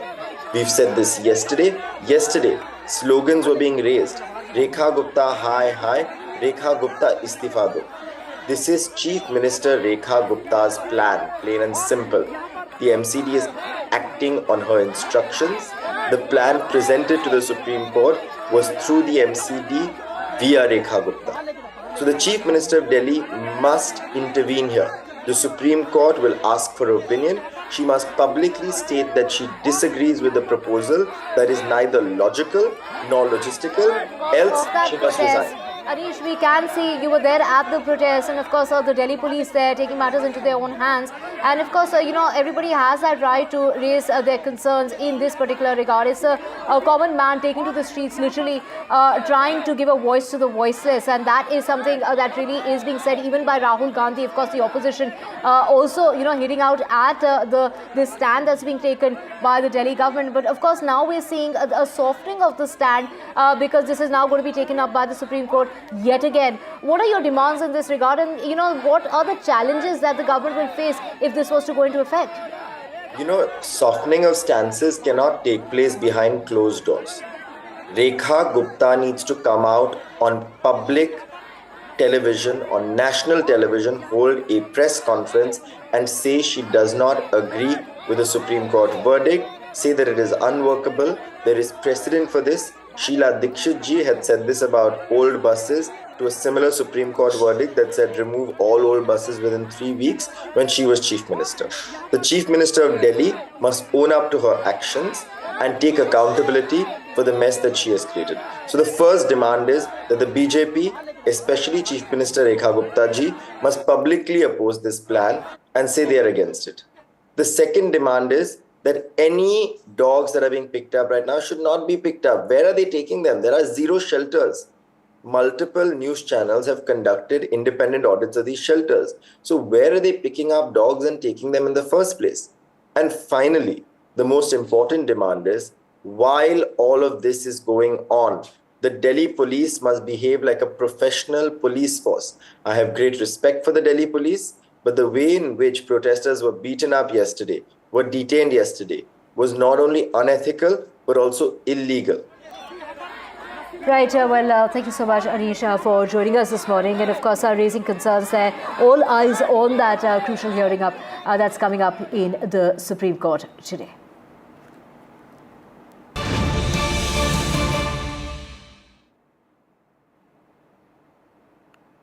We have breaking news coming in, and this is in regard to Punjab terror boss, in which the members of the Lawrence Bishnoi gang have been arrested.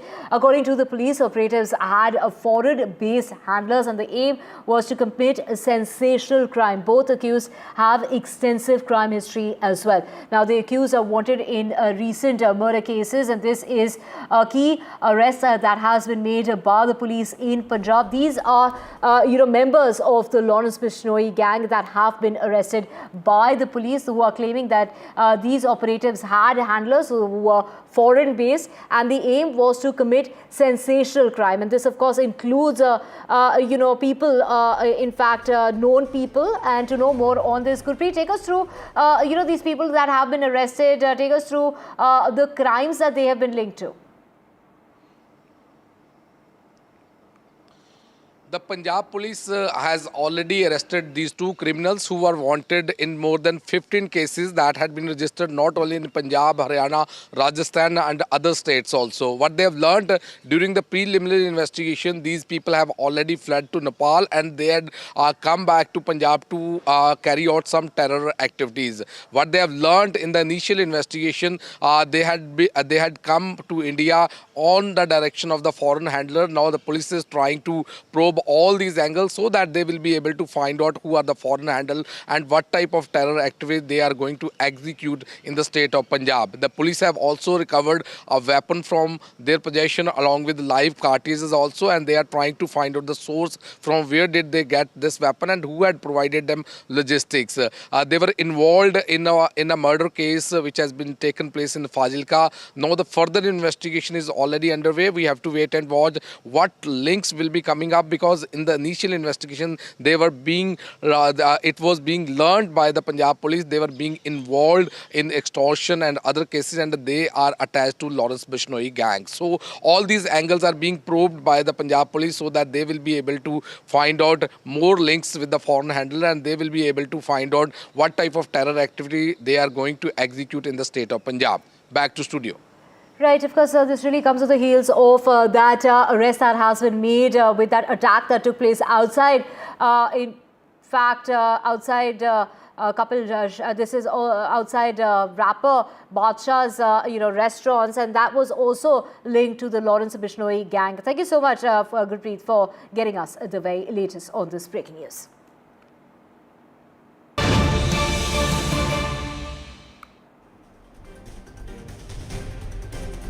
And on Partition Day, it's Prime Minister Modi there observing the horrors of Partition Day, recalling the immense upheaval and the pain. One of the most tragic chapters is how Prime Minister Modi is describing it, saying that people face unimaginable loss. That is the Prime Minister putting out that message on social media, talking about the loss that people faced was unaccounted for, was unimaginable, and recalling that immense upheaval and pain that was faced by many people, observing the horrors of the day of partition. My colleague Aishwarya getting us more information. Aishwarya, take us through the contents of the tweet that has been put out by Prime Minister Modi observing Partition Day and the horrors of it. Well, that's right. It's Prime Minister Narendra Modi who had now put it out on the social media platform on the evocative historical image that all have seen related to the partition horror, and it is the Partition Horrors Remembrance Day, which is now being observed as far as the government is concerned. It's in a national memorial, which is observed every year annually on 14th of August. It was first announced by Narendra Modi back in 2021 to commemorate the victims and suffering caused by the partition of India in 1947. And the date was chosen intentionally as it falls on the eve of the India's Independence Day, symbolically anchoring the memories of partition's human tragedy alongside the celebration of the national freedom as well. Remember, it was almost 2 million people who died because of the partition, and it is in Punjab around 12 million people were displaced, while upheavals and widespread across the subcontinent, and therefore the reason perhaps after 2021 it is Prime Minister Narendra Modi who had declared to mark today's day as Partition Horror Remembrance Day. As Prime Minister also went on to say that this will honor the courage of those who have endured unimaginable pain during the tragic chapter of our history. Despite immense loss, they rebuilt their lives and achieved remarkable milestones. This day reminds us of our responsibility to strengthen the bonds, harmony that unite our nations. Right, thank you so much. This is, of course, the 14th of August, every year, Independence Day Eve, where India observes Partition Horrors Remembrance Day to pay a tribute to those who lost their lives and were displaced during the country's partition in 1947. And moving on is the Supreme Court today that will be delivering its verdict on Karnataka government's plea to cancel the bail granted to actor Darshan in the Renukaswamy murder case. Do remember, on the 24th of last month, a bench comprising of justices, we are talking about J.B. Partiwala as well as Mahadev, and they had reserved the order after hearing arguments from both sides, and the Supreme Court had said that this is in regard to the Karnataka High Court's December 13, 2024's order of granting bail to the actor and the co-accused. Now, this is something that, of course, the Supreme Court had huge problems with. In order to know more on this, Deepak joining us. Deepak, of course, while this case is coming up in the court today, this is really coming on the heels of the Supreme Court really slamming the Karnataka High Court for granting bail to the actor in the first place, voicing its grave concerns about the case's handling to begin with. Well, it's a very important day for actor Darshan, because while, of course, he managed to get an interim bail on medical grounds and then also another regular bail as well, the Karnataka government decided that they'll go to the Supreme Court and question that. And what happened there, of course, was something that shocked many. The Supreme Court didn't take the bail that was granted by the High Court very lightly. It came down quite heavily, expressed grave concerns about how this bail was granted and if it would be in the same manner to any other individual. So there were several hints that were dropped that there could be trouble coming the way of Darshan, but of course the Supreme Court has its own way of making observations and then goes into a lot of finer and minute details as far as delivering the verdict is concerned. So in an hour or two from now, we'll know what's the fate of Darshan going to be, whether it's going to be yet another time back in jail, or is he going to get away? Because as of now, the charge sheets have been really filed, the investigations have nearly concluded, the trial is going on. Even the advocates have gone to the Supreme Court and said that if necessary, we'll even do a day-to-day trial. So how will the Supreme Court really look at this? Whether there's more trouble coming the way of the actor, how will his fans respond? We'll know in a short while. And of course, here at NDTV, we are bringing our viewers minute-to-minute updates of what's happening in the Supreme Court.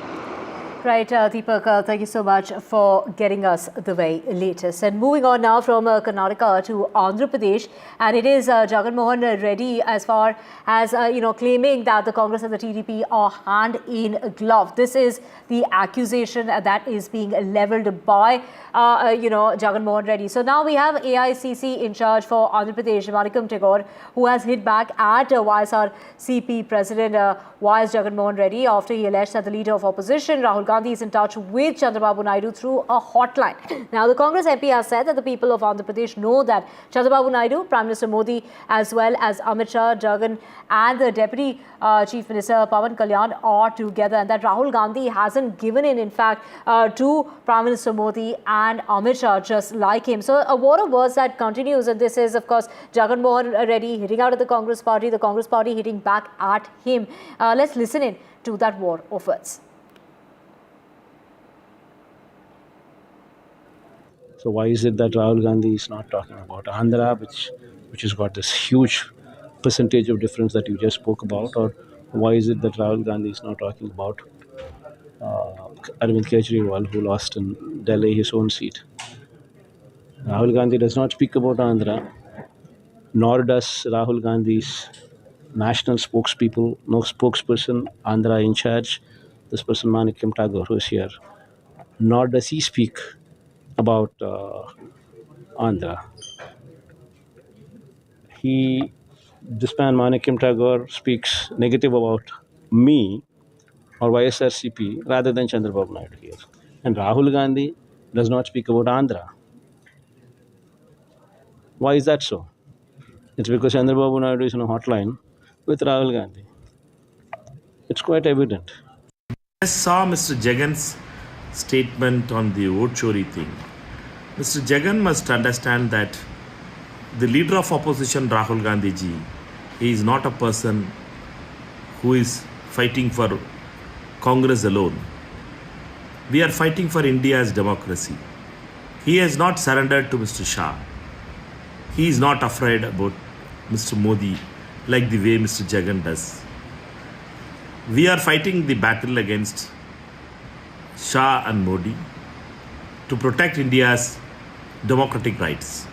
Mr. Jagan must have minimum courtesy to acknowledge and appreciate the work of Mr. Rahul Gandhi.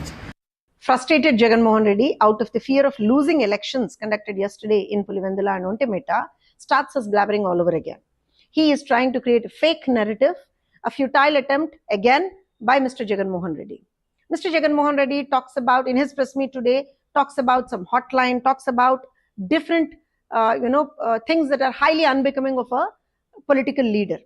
Let me assure you, Mr. Jagan Mohan Reddy, we, Telugu Desam Party and NDA government, we have a hotline with the people of Andhra Pradesh. Nobody else, none else.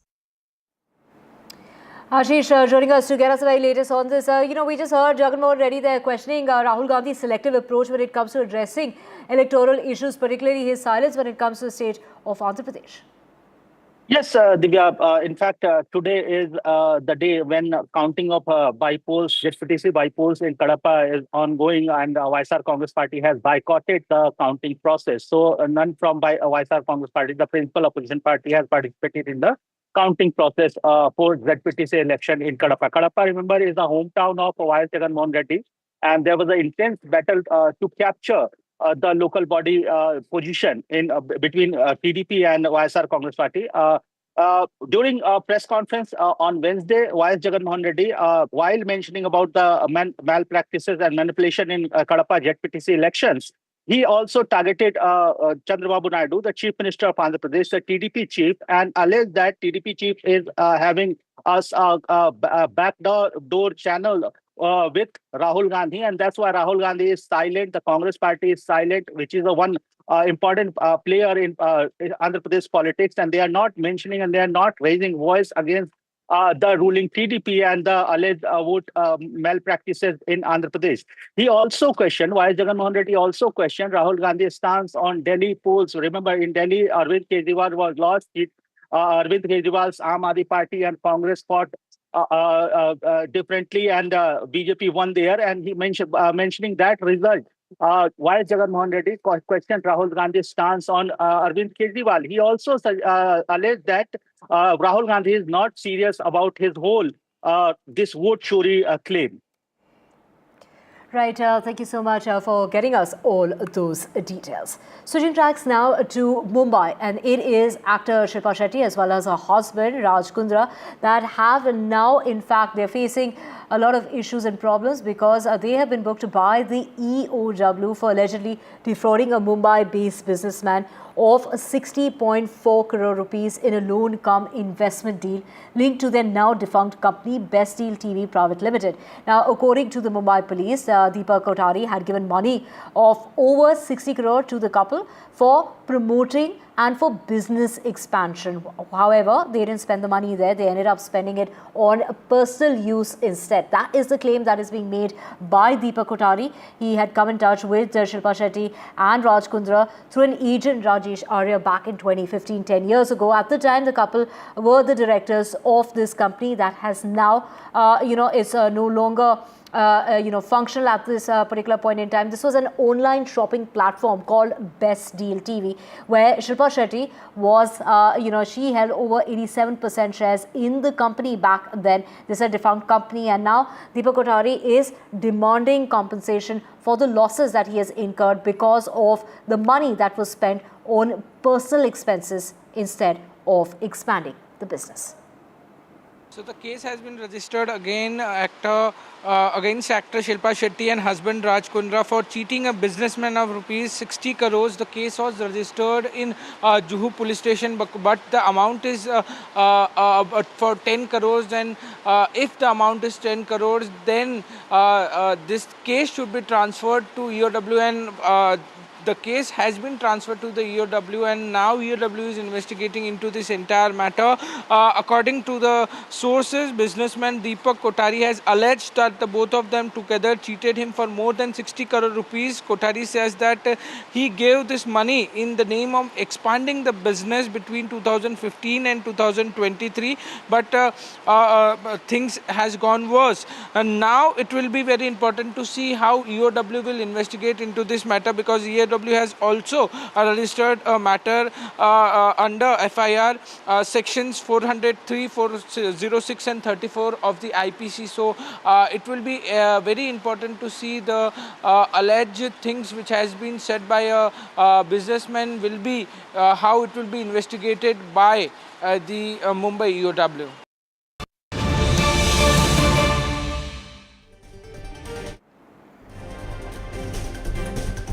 Let's get you the latest in breaking news that's coming in from Andhra Pradesh. Now, this is a prestige battle between Jagan Mohan Reddy and we are talking about Chandrababu Naidu, a face-off as far as local body polls are concerned. Now, YSRCP is boycotting the counting that's taking place as far as Jagan Mohan Reddy's party. They're alleging irregularities, and this is the hometown of Jagan Mohan Reddy, his bastion, where YSRCP is boycotting the counting as far as the local body polls are concerned. Ashish, my colleague, joining us. Take us through the details of this breaking news coming in from Andhra Pradesh in regard to the local body polls and a face-off between Jagan Mohan Reddy and Chandrababu Naidu. Counting for two local body positions has started in Kadapa, the district headquarters of Kadapa. Remember, Pulivendula and Ontimita, these two ZPTC election were held, voting were held on Tuesday amid a lot of allegation by YSR Congress Party that voter malpractices and voter manipulation was done by TDP in presence of police. Based on those allegations, YSR Congress Party is now planning to move to Andhra Pradesh High Court seeking a repoll. In between, today as scheduled, the administration has started counting for a vote in Kadapa. The counting process has started at 8 a.m. But that YSR Congress Party, the principal opposition party in Andhra Pradesh, it has boycotted the counting process. None from the YSR Congress Party, none from its polling agent or other counting staff or counting members. They have reached to counting centers. So amid the absence of YSR Congress Party agents, the counting process has started in Kadapa. Meanwhile, what we have learned from YSRCP sources that today the party will be approaching to Andhra Pradesh High Court seeking repoll in presence of Central Paramilitary Forces in Ontimita and Pulivendula, these two ZPTCs by polls. Right. Thank you so much, Ashish, for getting us details and, of course, the allegations that are being faced as far as those allegations being made by Jagan Mohan Reddy, accusing the Chief Minister of, rigging and undermining democracy during the elections that have taken place. These are local body polls in these very crucial areas. And this is a bastion, the hometown of Jagan Mohan Reddy there. And, of course, the allegations that are being made and, demands being made, like Ashish was pointing out, towards re-elections.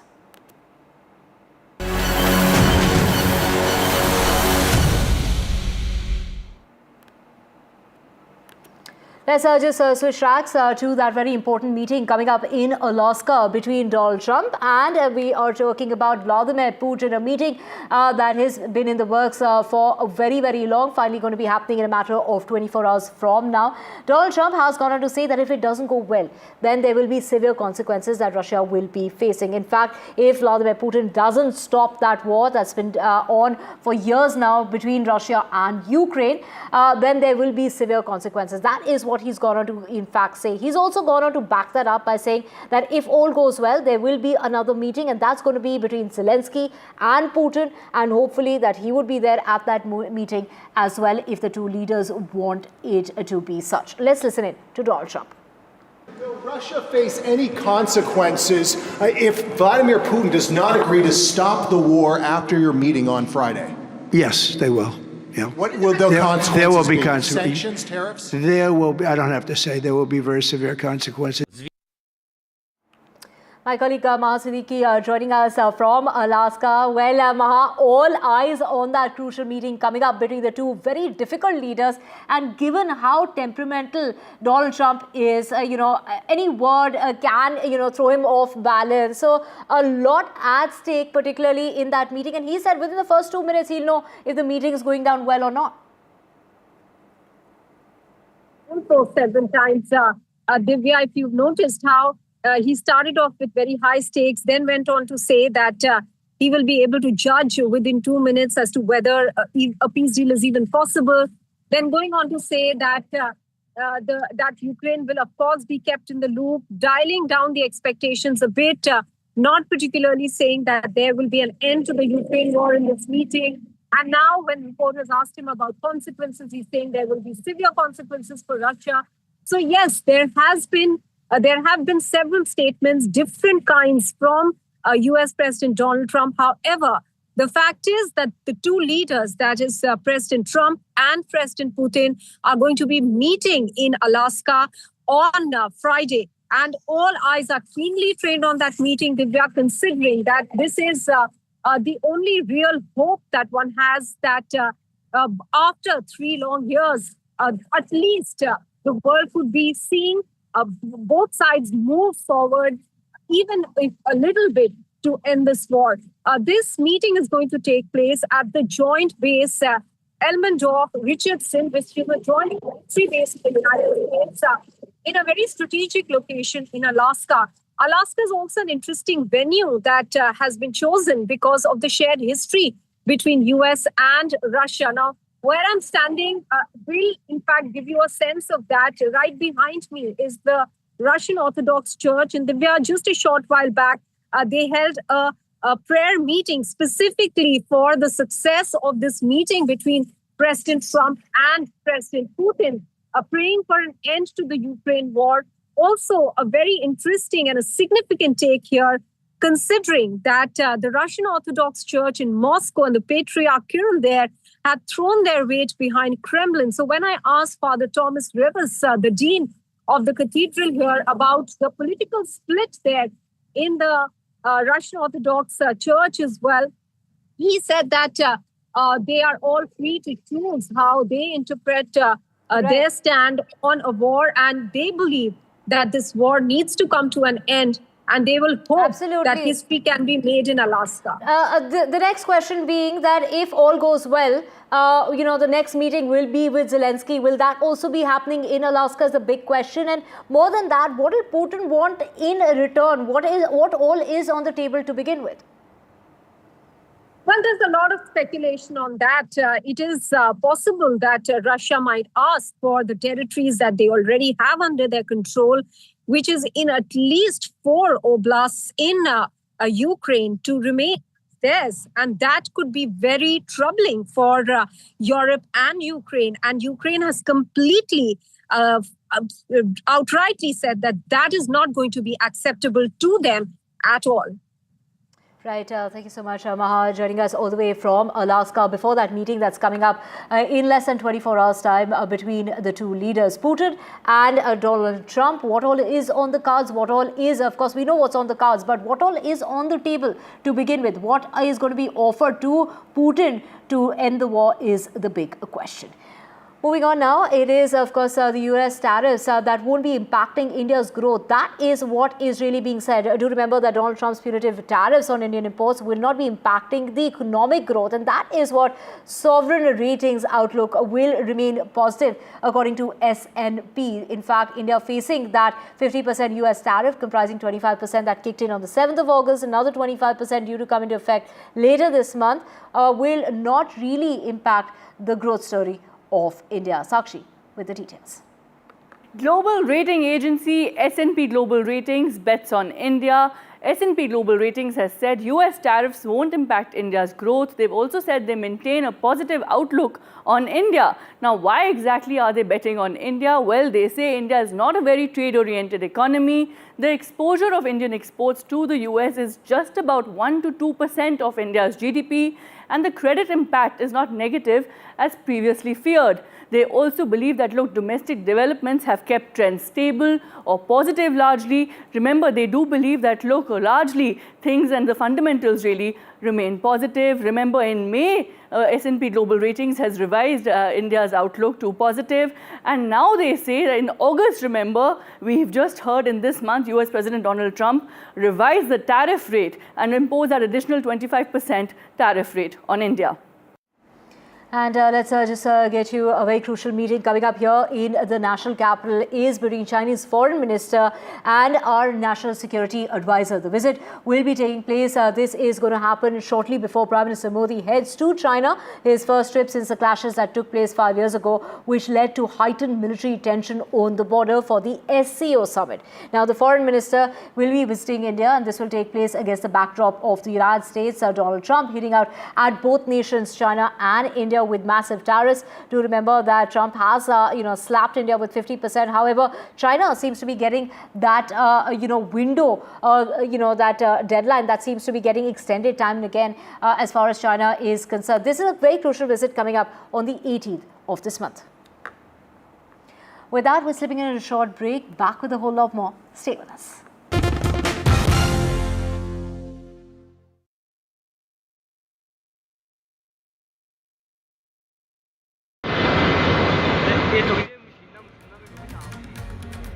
Major destruction being reported from Himachal Pradesh on account of the rain of fury that has erupted. 300 roads have been closed. We're talking about people being stranded, rescue operations being carried out because of the cloudburst.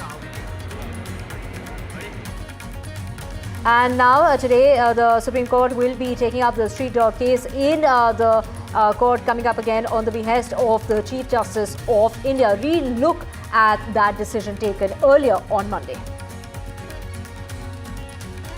And actor Darshan's bail plea coming up in the Supreme Court. And do remember, this comes on the heels of the Supreme Court lashing out at the High Court for the handling of the case in the first place.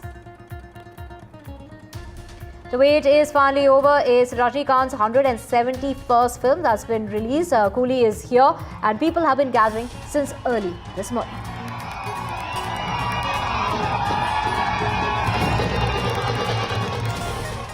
Presented by Canara Bank. Together we can.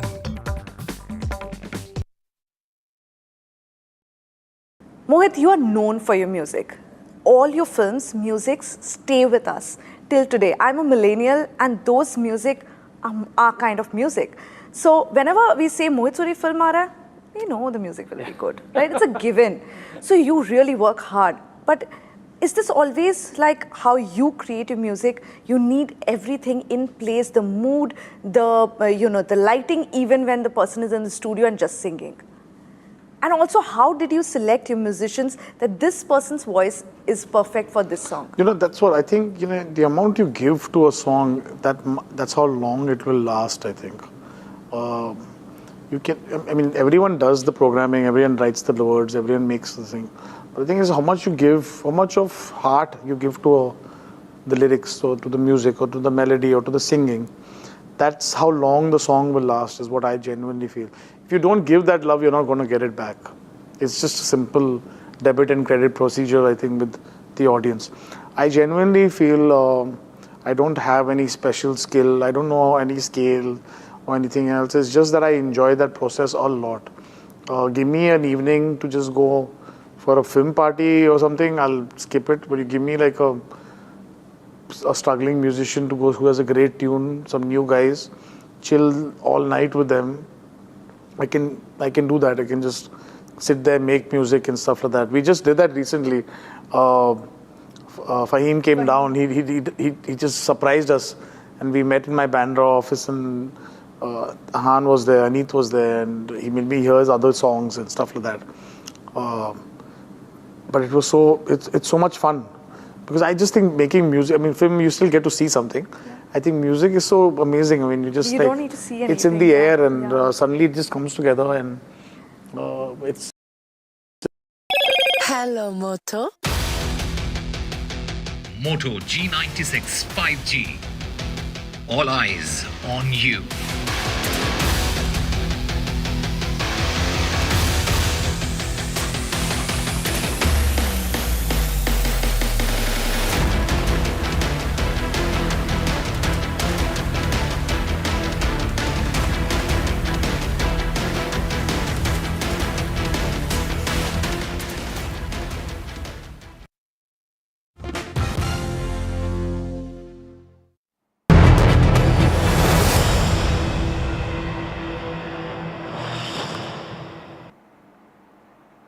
Now the wait is finally over. Rajinikanth's 171st blockbuster movie Coolie has arrived, marking 50 glorious years of the superstar. And it's Udayanidhi's talent that's giving a complete thumbs up. He watched the film a day before its release, saying that this is a movie you don't want to miss. Looking at the crowd, it may look like it's the middle of the day here in Mumbai, but it's not. It's early in the morning, and all these people are here for Thalaiva.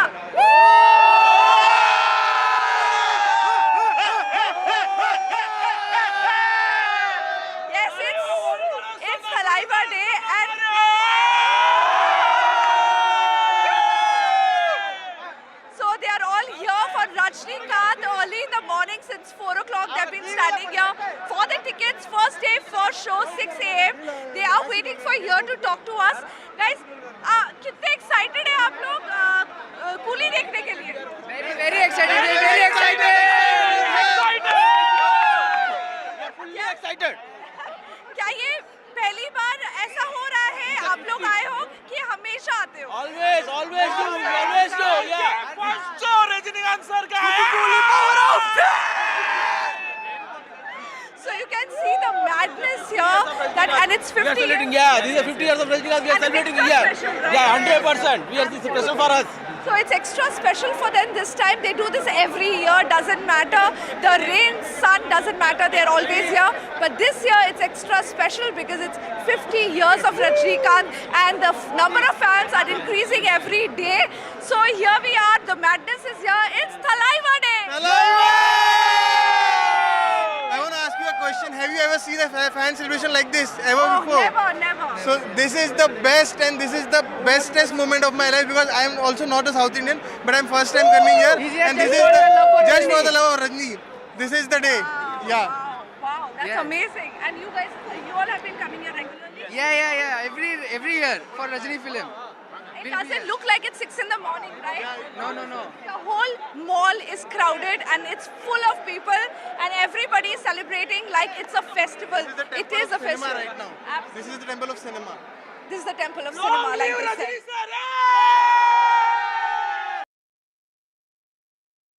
And this movie has already made 100 crores in advance booking, and of course that fervor that we are seeing, that kind of excitement of people there, literally queuing up from 4 o'clock. Oh my God, pouring milk, literally worshipping the actor there, and the actor completing 50 years now. Of course, the movie is pitted against War 2, which stars Hrithik Roshan and Kiara Advani. But in this film, it's Amir Khan who's doing a cameo. This movie also has Shruti Hassan as well as Nagarjuna. So the movie, this is of course marking over 170 films of the superstar, and it's pitted against War 2, both the movies clashing it out there, and a southern touch there as well, because War 2 also has a junior NTR starring in the film.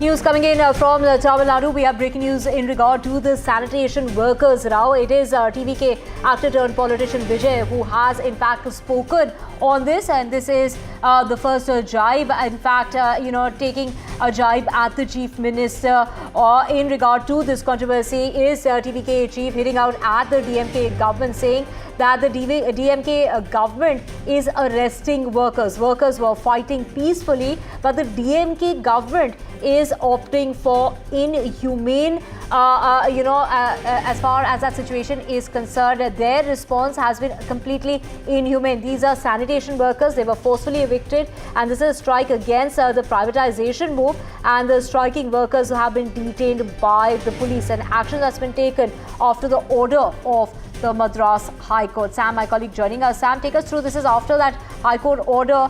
We are seeing, the action that's being taken by the police, and it is actor turned politician Vijay coming out completely in defence of these sanitation workers.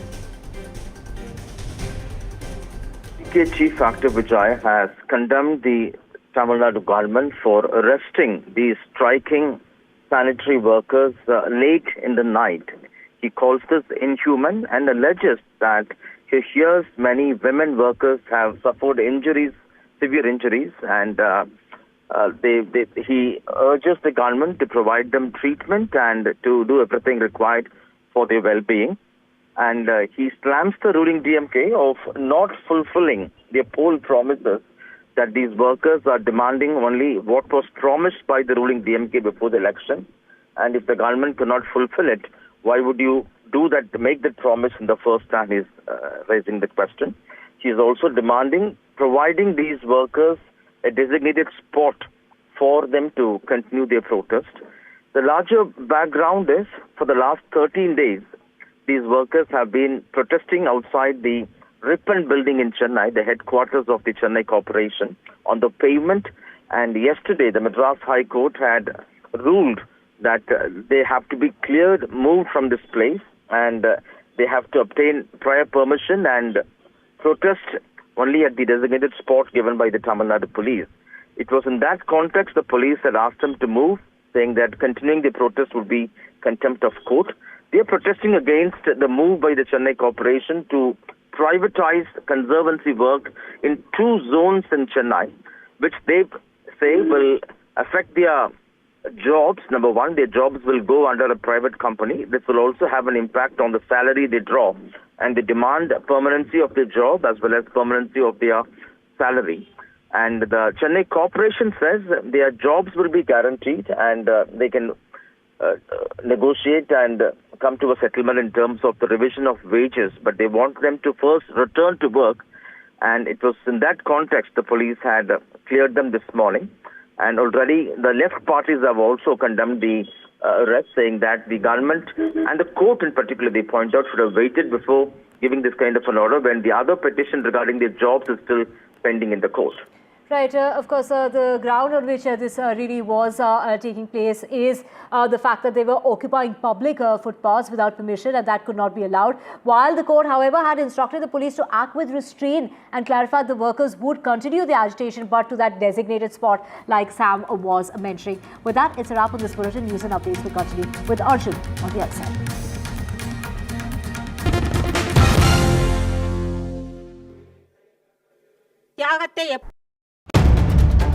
If it matters to you, if it matters to you, if it matters to you, it matters to India, it matters to India, and it matters to me, and it matters to me. India Matters with Shivaru. Only on NDTV 24/7.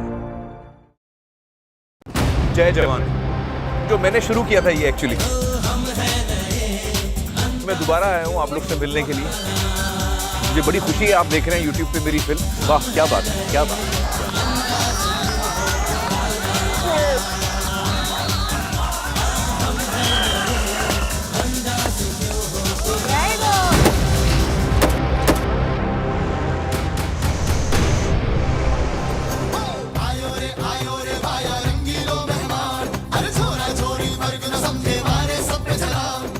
देखिए जय जवान मेरे साथ 15 अगस्त को सिर्फ NDTV पर जय जवान जय हिंद जय Hind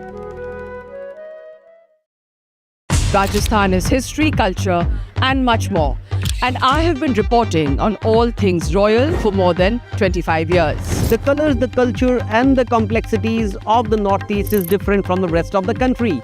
I have been bringing the Northeast closer to the capital for over 15 years. Madhya Pradesh is the heart of India and I have been capturing its every beat for over 10 years, covering the corridors of power, what is said, what is left unsaid, and what it actually means for you and me. I have it all covered. Kashmir is often called paradise on earth, a region that has been in a state of flux from conflict to India's crowning glory. I have been reporting and decoding Jammu and Kashmir for last 3 decades. Is your business future ready?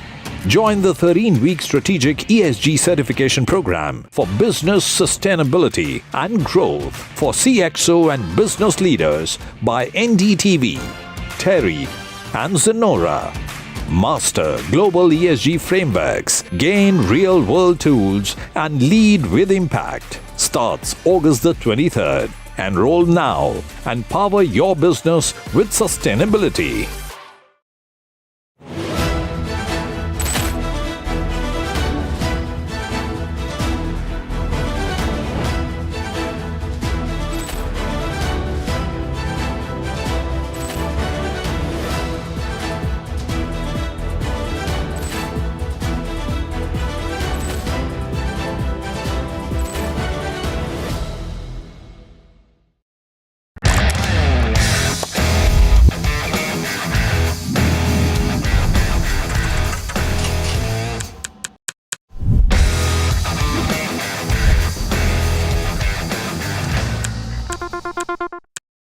And you know, that's why it's being said that after Kaho Na Pyare, this is the film that has got two superstar debutants who are becoming superstars. But what was this faith that you had on these two that you know, that shows on screen? You know, you don't plan to make a blockbuster. You plan to make a good film.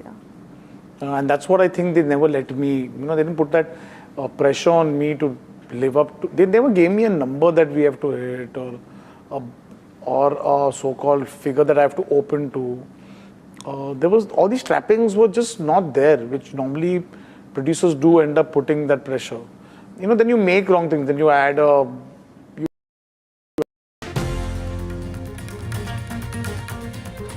Red alert issued. Several areas waterlogged. Delhi-NCR wakes up to heavy rain. Showers likely to continue till August 7th.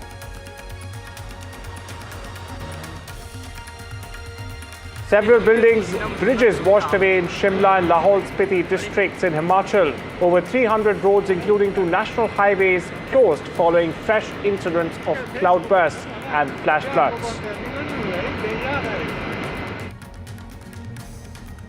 Three-judge bench comprising Justices Vikramnath, Sandeep Mehta and N.V. Anjaria to take up stray dog case story today on directions of CJI Gavai. The wait is finally over. Rajinikanth's 171st blockbuster Coolie arrives and marks 50 glorious years of Thalaivar superstar Rajni.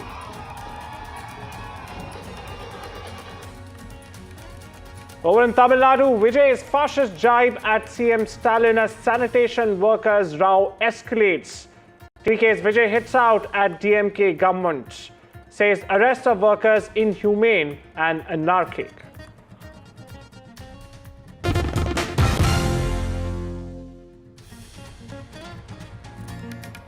We shift our focus. We start this bulletin, in fact, from a story coming in from Tamil Nadu, where TVK's Vijay has jumped into the sanitation workers' row. He says he's targeted the DMK government and CM Stalin, saying it's a fascist decision that has been taken by the chief minister and the state government. He's clearly hit out at the government and said that arresting these workers is a fascist move by the state government. He's added that workers were fighting peacefully and that the DMK government is humane and anarchic. My colleague Sam Daniels joins me from Ground Zero for the latest on this. Sam, a clear direct attack now at CM Stalin at the DMK government. This is escalating into full-blown politicking and a political meltdown. Now, this update comes after the Madras High Court, in fact, on Wednesday directed the state government, the DMK-led Tamil Nadu government, to take action to remove the Greater Chennai Corporation or GCC sanitation's worker, who, by the way, have been protesting at the Ripon building ever since the 1st of August. Now, soon after these directions came in from the court, police cops moved in to evict them from the place. And as per the reports we've been getting, at least or around 800 such GCC sanitation workers have been removed for the protest from the protest site by Tamil Nadu cops. Meanwhile, my colleague Sam Daniels joins us for the latest on this. Sam, this is escalating into a full-blown political fight between the ruling DMK and the opposition in the state. What's the latest you're picking up?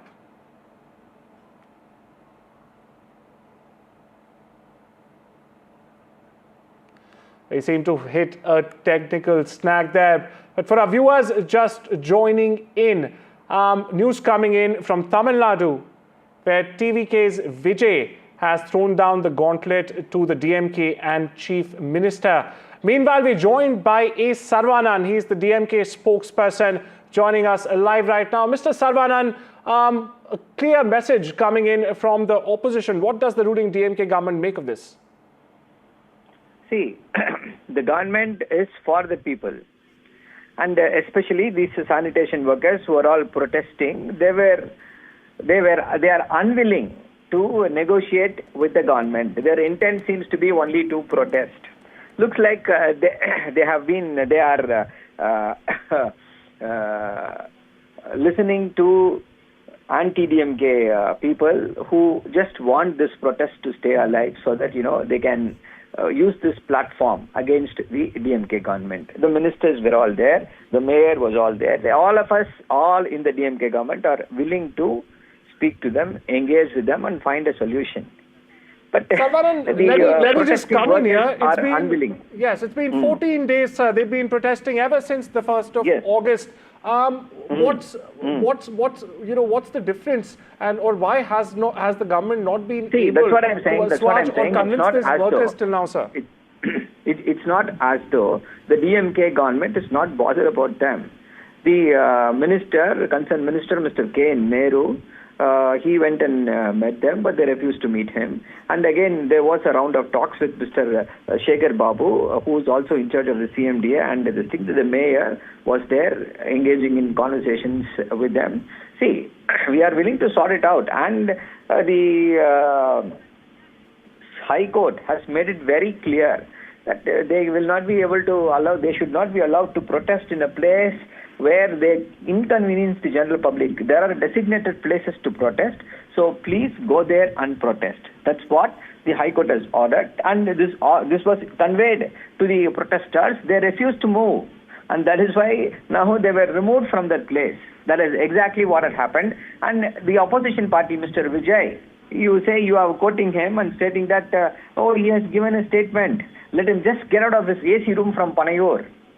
The biggest joke is, he has taken some of the protesters from the protesting side and gone to his place at Panayur and held discussions there.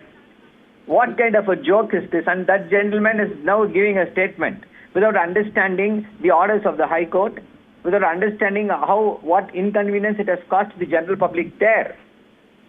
So let me take this across, Mr. Saravanan. Let me take this across to my colleague Sam Daniels, who's in fact joining us from Tamil Nadu. Sam, you heard the DMK there. You've seen what the TVK chief Vijay has said. This is, snowballed into full-blown politicking now. Where do you see this headed, and why is the government still not able to take these workers into confidence after 14 long days? Well, two possibilities. One, the government may have to roll back its plan to hand over the conservancy work in these two zones back to the corporation, which was given to the private, or the workers ought to climb down and be willing to work under a private agency. Only then this issue could see some kind of a resolution. But coming 8 months before elections, this is also turning into a political issue, with Vijay trying to capitalize on this. Vijay has already held talks taking these workers to his place outside the city, and now he has slammed the ruling DMK, saying that he hears reports that women have suffered injuries. They've been lifted forcefully and detained now. He has also said some of them have suffered severe injuries, and he has asked the government to provide treatment and to make sure they are well taken care. He's also demanded provision of a designated spot for these workers to continue their protest, and has slammed the government for not fulfilling what he calls the ruling DMK's poll promise before the assembly elections, and has questioned, if you can't fulfill, why do you make such promises? The larger picture, the protests have been going on for the last 13 days, and yesterday the Madras High Court had directed these striking workers to be cleared from the pavement outside the Rippon building, the headquarters of the Chennai Corporation, and directed authorities to provide them a designated spot after they obtain permission. And the court direction has also come under criticism, with the left parties saying that the court should have waited for the other pending petition with them is cleared, in terms of the petition by the workers on their job and the corporation's move to hand them over to a private agency.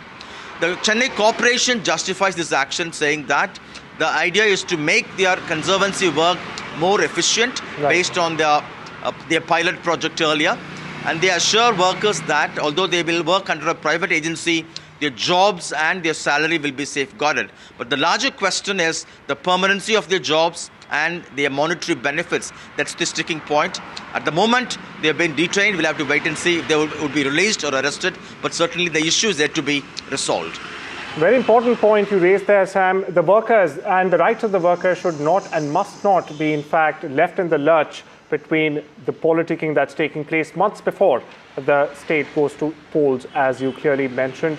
We shift our focus to New Delhi, where the Supreme Court, in fact, will deliver its verdict on Karnataka government's plea to cancel bail granted to actor Darshan in the Renukaswamy murder case. Now, on the 24th of July, viewers, a bench comprising Justices J.B. Pardiwala and R. Mahadevan had reserved the order after hearing arguments from both the sides. Now, the Apex Court was hearing a plea filed by the state government against the Karnataka High Court's December 13th, 2024 order of a bail to Darshan and the co-accused as well. Now, on December 13th, 2024, the High Court granted bail to actor Darshan and others in connection with the alleged murder of his fan Renukaswamy. Meanwhile, my colleague Deepak Bopanna puts the developments into perspective.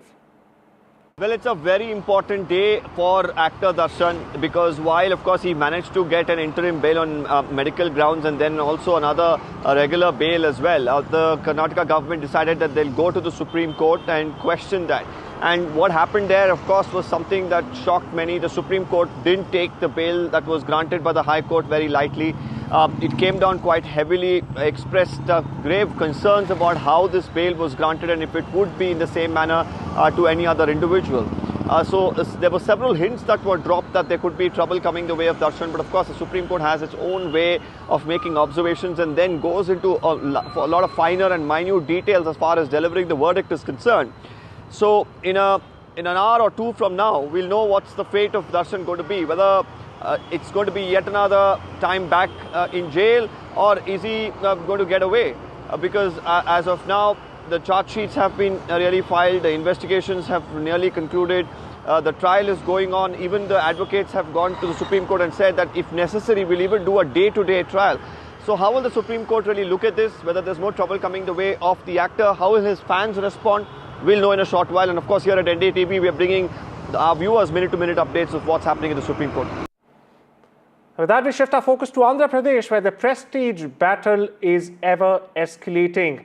Now, in the latest, YSRCP Chief Vice Jagan Mohan Reddy has accused Chief Minister N. Chandrababu Naidu of perpetrating atrocities,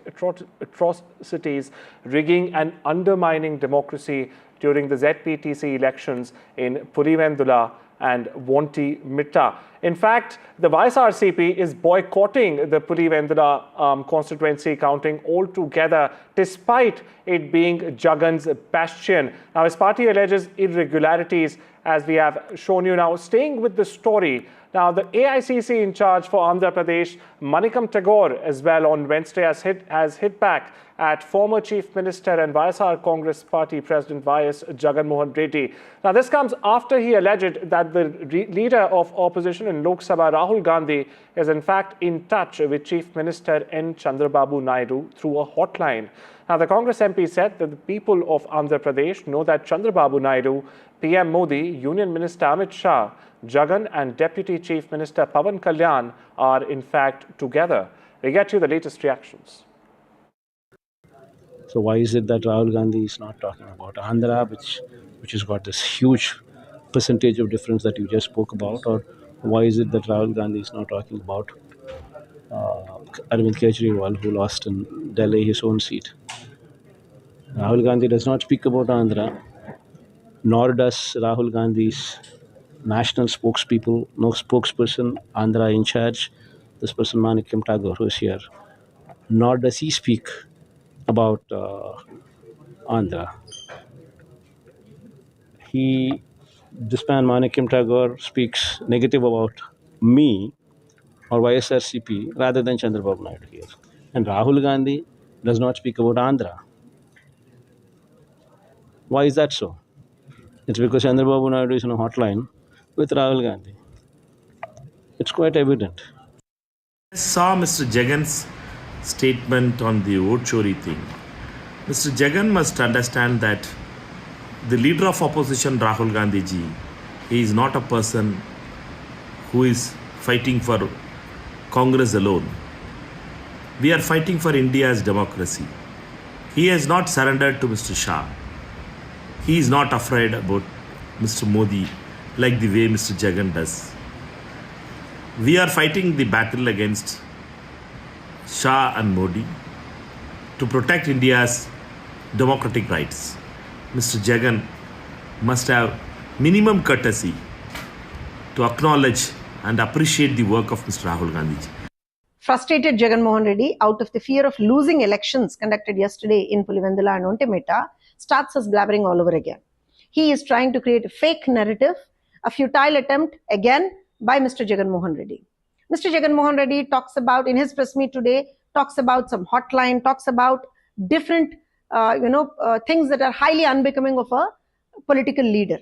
Let me assure you, Mr. Jagan Mohan Reddy, we, Telugu Desam Party and NDA government, we have a hotline with the people of Andhra Pradesh. Nobody else, none else. My colleague Ashish joins me for more on this. Ashish, Reddy has questioned Gandhi's selective approach to addressing electoral issues. Now, particularly, he's questioned Rahul Gandhi's silence on the situation in Andhra Pradesh. What's the latest that you're picking up? So, political war has escalated in Andhra Pradesh. Remember, earlier on Tuesday, it was a by-poll voting, and there, during that voting, YSR Congress Party, it has alleged that TDP, the ruling TDP, has manipulated voters and intimidated voters, and a lot of malpractices has been, in fact, inflicted during the voting process. Based on that allegation, on Wednesday, YS Jagan Mohan Reddy, the YSR Congress Party chief, he held a press conference. During the press conference, he alleged that Rahul Gandhi is selective while choosing fight. While he is silent on Andhra Pradesh, he was silent on Delhi. Remember, in Delhi, it was Aam Aadmi Party who lost the election. The Congress and Aam Aadmi Party fought separately. Jagan Mohan Reddy mentioned about Arvind Kejriwal. Jagan Mohan Reddy questioned the silence of Rahul Gandhi on his selective fight. He also hinted and in fact alleged that Rahul Gandhi is silent toward Andhra Pradesh, and there is a tacit understanding between Rahul Gandhi, Chandrababu Naidu through Revanth Reddy, who is the Telangana Chief Minister. Remember, Revanth Reddy was previously in TDP and nurtured and groomed by Chandrababu Naidu. That's always been in political circle. Today he is in Congress and he is Chief Minister of Telangana. So YS Jagan Mohan Reddy is alleging that there is a tacit understanding between Congress and TDP in Andhra Pradesh, and that's why Rahul Gandhi has not mentioned anything about Andhra Pradesh in his press conference while talking about the alleged vote chori allegation. Not only this, Jagan Mohan Reddy's party has boycotted the counting process of ZPTC by-polls. Today, the counting has started at 8 a.m., but none from the YSR Congress Party has attended the counting process, which is being held in Kadapa, the district headquarters of Pulivendula and Ontimetta ZPTC. So clearly, the YSR Congress Party has boycotted counting process. They are targeting not only Chandrababu Naidu, they are targeting Rahul Gandhi. And what we are hearing from our sources, from YSRCP sources, that party will approach High Court seeking a fresh poll in Ontimetta and Pulivendula ZPTC area. Now, the bigger question of vote chori, we also heard Congress State President Manikam Tagore there, in fact, asking the YSRCP to join the Congress's vote chori campaign. What are you picking up on those lines? When asked about YSRCP joining hand with Congress, clearly Jagan Mohan Reddy has denied any kind of alliance with YSR Congress. Congress, he has clearly announced that in next election and further in elections, the party will contest alone, and they will fight assembly election, Lok Sabha election, both alone, and that's what YS Jagan Mohan Reddy has clearly said. So thank you so much for putting things in perspective there. Now we shift our focus to New Delhi, where rains are likely to dampen the Independence Day fervor here, as heavier showers are predicted over the long weekend. Meanwhile, heavy rain lashed parts of Delhi-NCR this morning as well, with the India Meteorological Department, the IMD, issuing a red alert for the day. Meanwhile, severe waterlogging was also seen in some areas after rain swept over them, as you see on your screens right now. My colleague Ishika, meanwhile, joins us for the latest on this. Ishika, first of all, which area of Delhi are you in? Which areas of the national capital have been the worst hit? And what advisories, more importantly, have come out from the Met Department and the state government, if any? Meanwhile, for our viewers just joining in, we shift our focus to national capital, which has been inundated by heavy rains overnight. Now, there's also been waterlogging reported from multiple areas. Rain inundation is in national capital. Now, these rains are also predicted to keep up over the long weekend.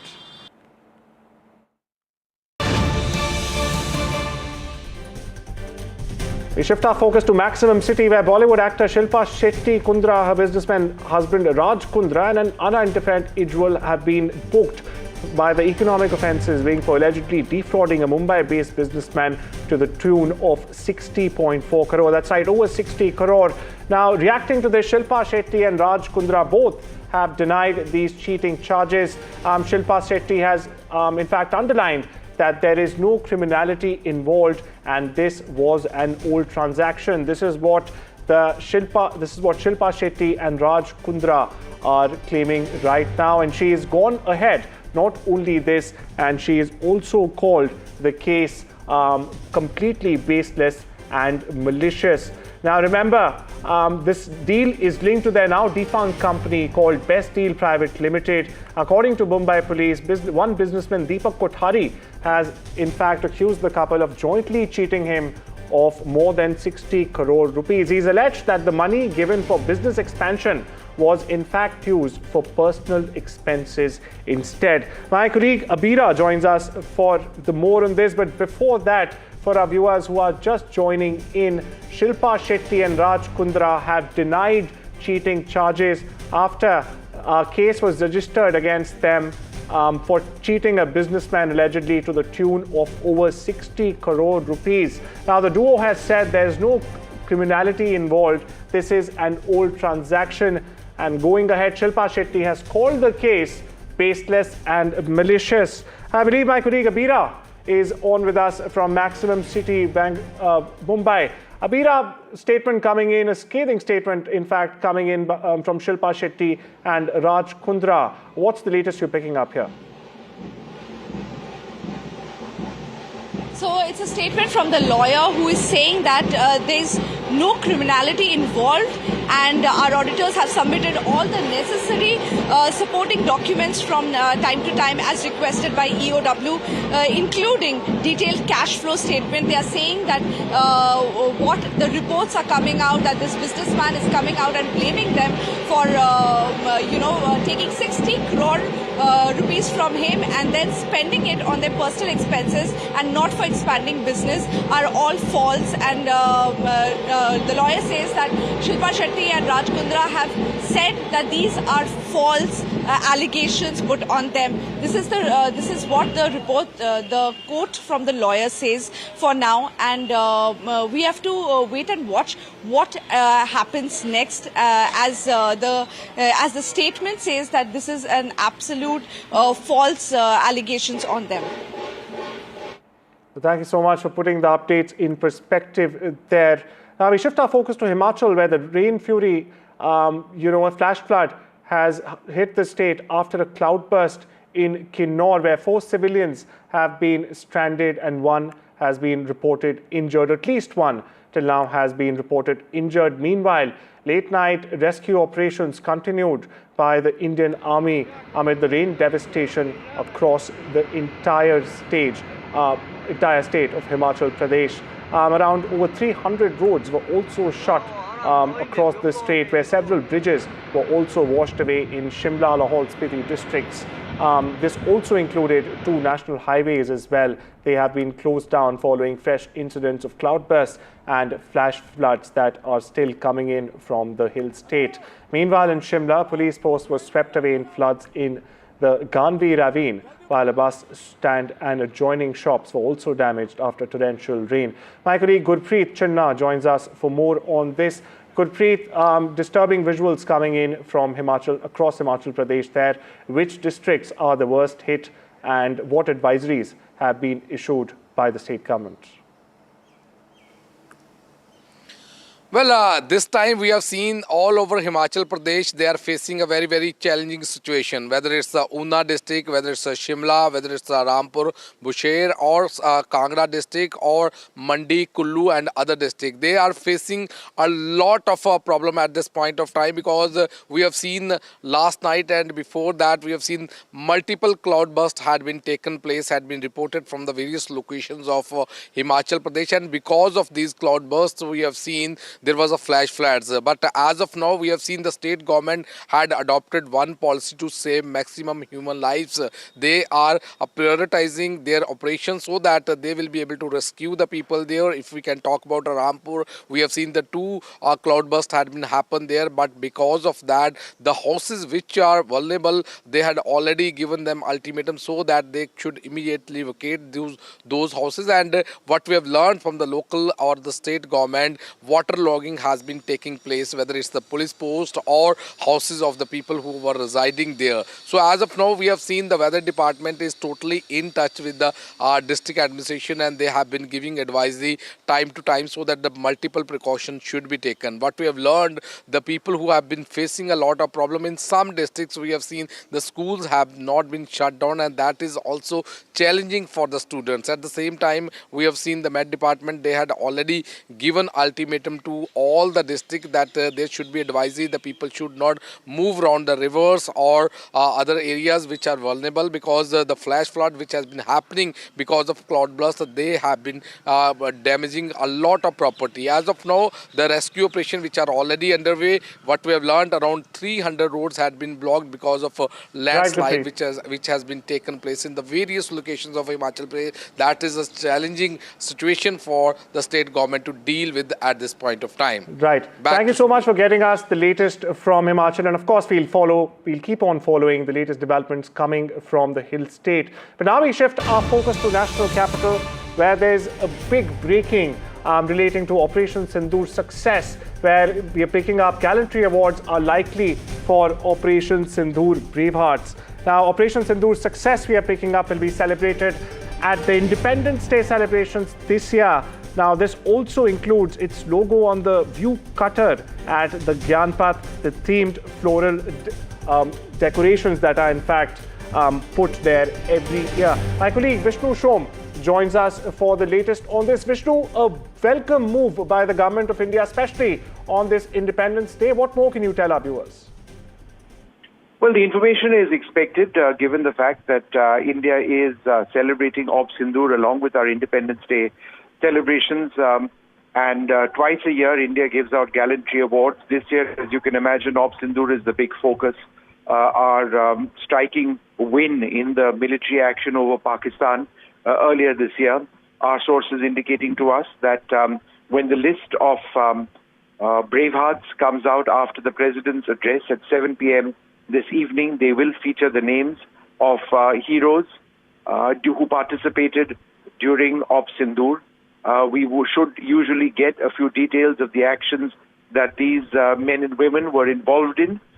Typically, these awards themselves are presented during a festival, during a function at Rashtrapati Bhavan by the President. But we do expect the names of several who participated in Op Sindoor to come out post 7 p.m. today, when the President issues her address to the nation. Vishnu, how important is this step that the government has taken, especially in light with the tensions and the PR that we've been having with Pakistan ever since the dastardly Pulwama Pahalgam attack, which killed 26 civilians, and following the successful Operation Sindoor that was in fact launched by Indian forces? Well, the gallantry awards for the Indian Armed Forces encompass the role of our armed forces in combat roles, in non-combat roles as well, in the fight against terrorism, in relief efforts or efforts to assist the civilian administration whenever there is a humanitarian crisis, like what the armed forces are doing now presently in Uttarakhand and in other parts of the country. Therefore, they honor the bravery of our soldiers at all levels. Obviously, Op Sindoor is the big highlight this year. The fact that India struck very deep inside Pakistan, taking out terrorist bases, hitting Pakistani military installations, their radars, hangars at their air bases, their runways, etc. And it was a concerted effort from the Indian Air Force, the Indian Army and the Indian Navy at all levels to be at a high level of preparedness and to carry out the strikes when they were ordered, both offensive and defensive roles. And therefore, I fully expect the names of some of the Bravehearts who were involved in these operations to be named in that list. The lists themselves come out twice a year, once before Republic Day and once before Independence Day.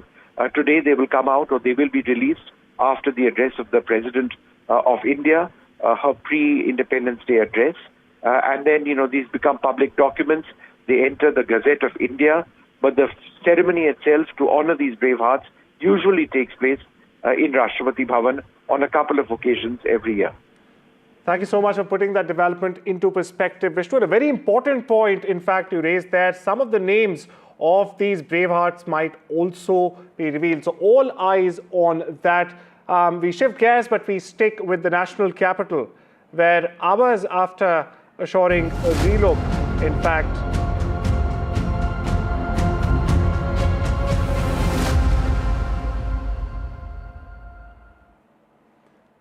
now we stick with the national capital, where hours after assuring a relook at the two-judge bench order on moving all stray dogs in Delhi and the national capital region to shelter homes, the matter has now been referred to a larger bench, which is set to hear the case today itself. Now, this has been done on the directions of CJI Gavai. A three-judge bench of Justices Vikram Nath, Sandeep Mehta and N.V. Anjaria will take up the case later today. Now, the relocation had been ordered by a bench of Justices J.B. Pardiwala and R. Mahadevan on Monday. And the issue, in fact, was raised before the Chief Justice on Wednesday, that's yesterday. Now, in its order on Monday, the bench of Justices Pardiwala and Mahadevan took note of the rising incidents of dog bites and attacks. And they, in fact, said that all stray dogs in Delhi-NCR must be rounded up and moved to shelters within a fixed time frame of 8 weeks. Now, the bench has also said that the dogs should be kept at shelters and must not be allowed to escape. The three-judge Supreme Court bench is to take up the stray dog issue later today. Today, we are facing a crisis of conscience. The recent Supreme Court decision is like a door closing on the voiceless and defenseless of our society.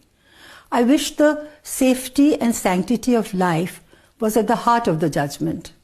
I wish a more nuanced and calibrated approach had been taken towards the systemic flaws which are at the root of the so-called dog menace. In silencing those who cannot protect themselves, we risk losing something essential within ourselves. This need of expedience over sympathy has caused tremendous harm. I urge the government to take action against such a drastic step, and I hope and pray the Supreme Court will try and find a fine balance embedded in justice. Day when the Supreme Court is going to be taking up the matter yet again. If you'd like to raise concerns, of course, there is a lot of division when it comes to some for, some against, but now we seem like the Supreme Court seems to be softening its stance, saying that, they want the best for everyone. Firstly, thank you for having me on your show this morning. And I want to start off by saying that last night, I was at Lodhi Garden with thousands of innocent protesters who were protesting peacefully against the Supreme Court verdict. Now, I was there in my capacity as national spokesperson for the NCP-SP. I was there with peaceful protesters, and you saw the visuals, how so many protesters, including me, were manhandled. Just a few days ago, there was a gang rape in Delhi on Sunday. The reality is that this verdict has divided this city so much that today the Delhi police is busier taking care of protesters who are protesting peacefully in Lodhi Gardens than solving actual crimes in the city and raising their hands against innocent people, including politicians. If they can do this to me, if they can do this to the leader of opposition just a few days ago for vote chori, then what are they going to do to ordinary citizens of this country, right? It is no wonder then that the Chief Justice has taken account of this matter and sent this case to a larger bench, right? This case has gone up to a larger bench, which will hear this case today. But the reality is, the Supreme Court is fixing the mess created by Delhi's Chief Minister. We've said this yesterday. Yesterday, slogans were being raised. Rekha Gupta, hi, hi. Rekha Gupta, istifa do. This is Chief Minister Rekha Gupta's plan, plain and simple. The MCD is acting on her instructions. The plan presented to the Supreme Court was through the MCD via Rekha Gupta. So the Chief Minister of Delhi must intervene here. The Supreme Court will ask for her opinion.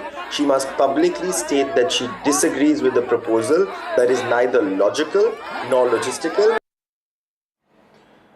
Well, my colleague Nupur joins me for more on this. Nupur, different people, different perspectives, but in the middle of this, first of all, what can we expect from the Supreme Court hearing due today? And where is the Animal Control Board of India in the middle of all of this? We've got political parties, we've got the judiciary, we've got animal lovers. but the Animal Control Board seems to be missing. What's happening on that front?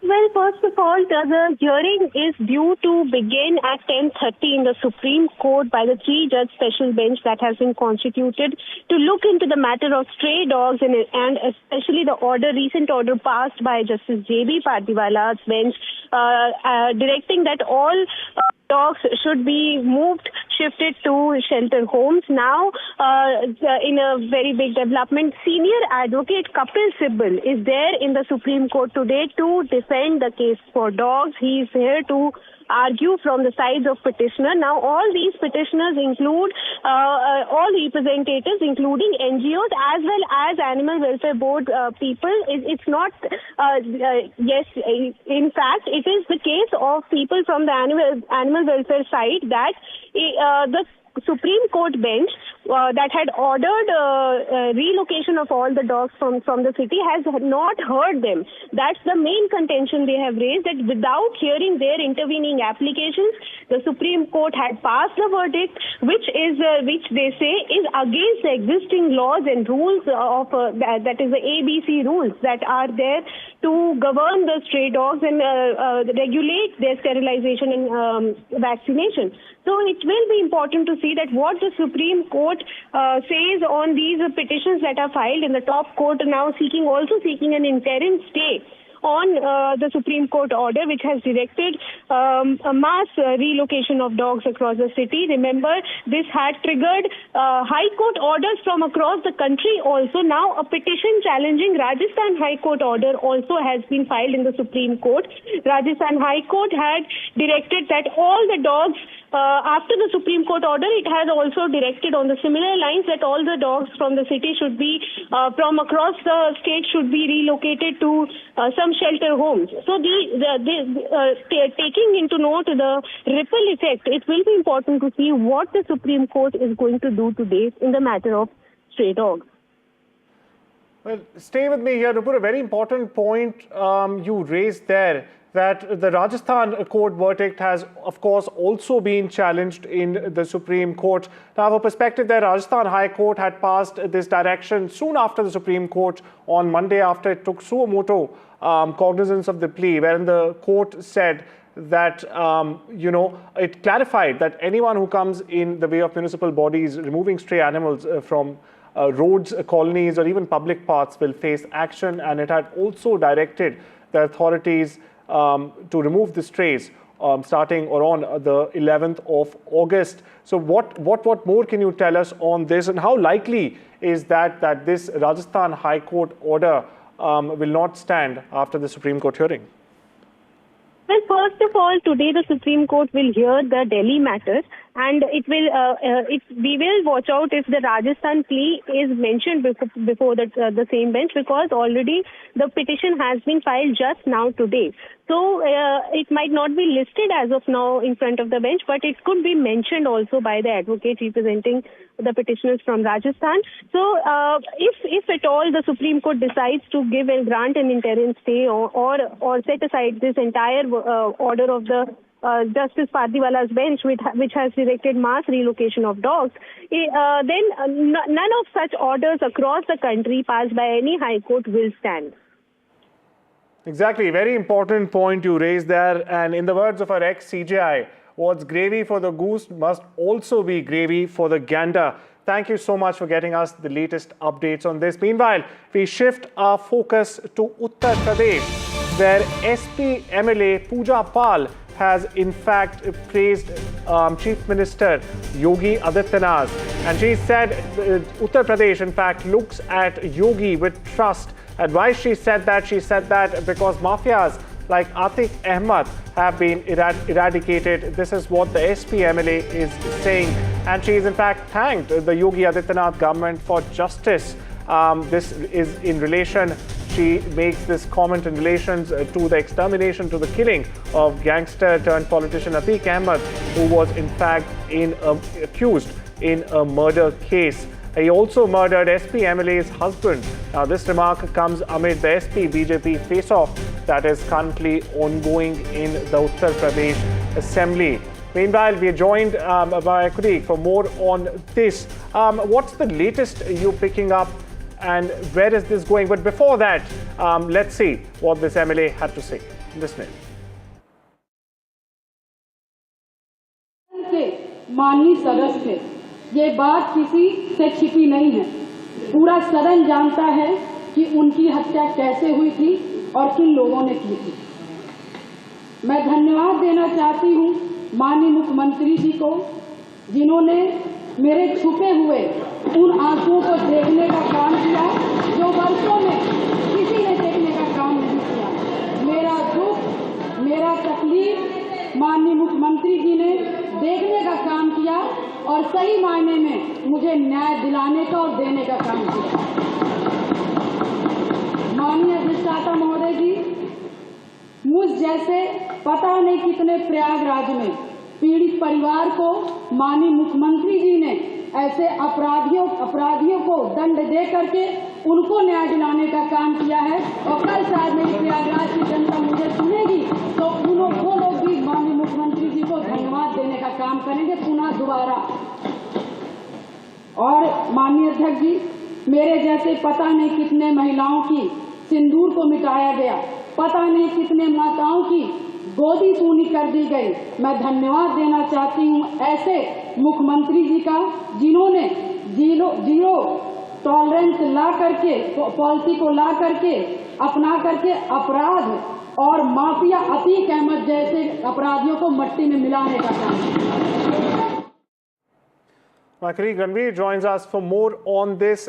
Ranveer, it's not every day that you get to see a Samajwadi Party MLA praising Yogi Adityanath and his government, in between the heated jibes that are being exchanged in the UP Assembly. What more can you tell us about Yogi Adityanath's zero tolerance policy and how successful has it been in Uttar Pradesh?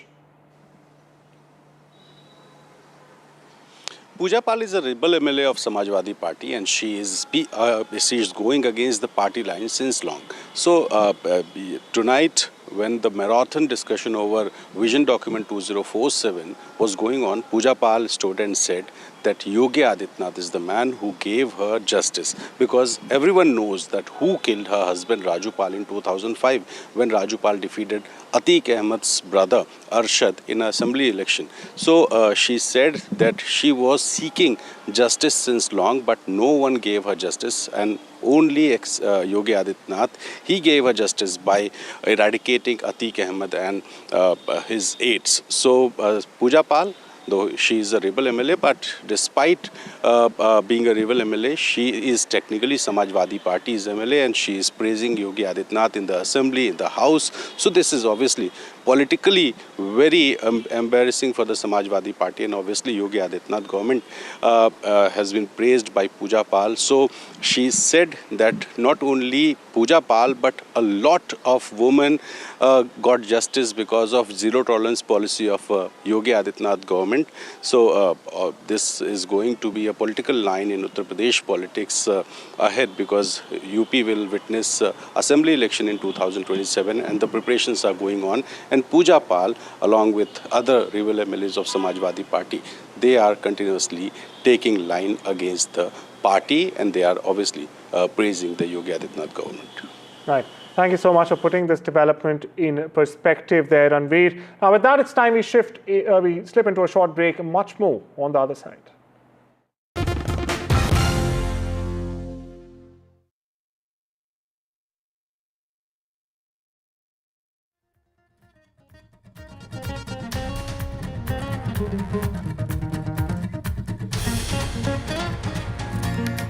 Red alert issued, several areas waterlogged. Delhi-NCR wakes up to heavy rain.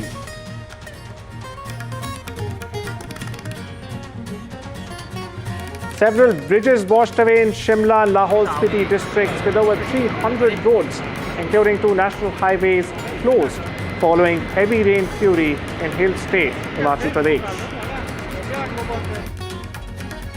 3-judge bench comprising Justices Vikram Nath, Sandeep Mehta and N.V. Anjaria begin hearing Delhi stray dog menace case. And the wait is finally over. Rajinikanth's 171st blockbuster Coolie has arrived. marks 50 glorious years of superstar Rajni.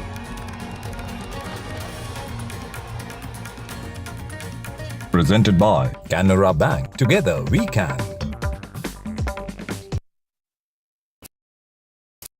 ऐ मेरे हम सफर एक जरा इंतजार सुन सदाएं दे रही है मंजिल प्यार की। जय जवान जय हिंद जय Hind.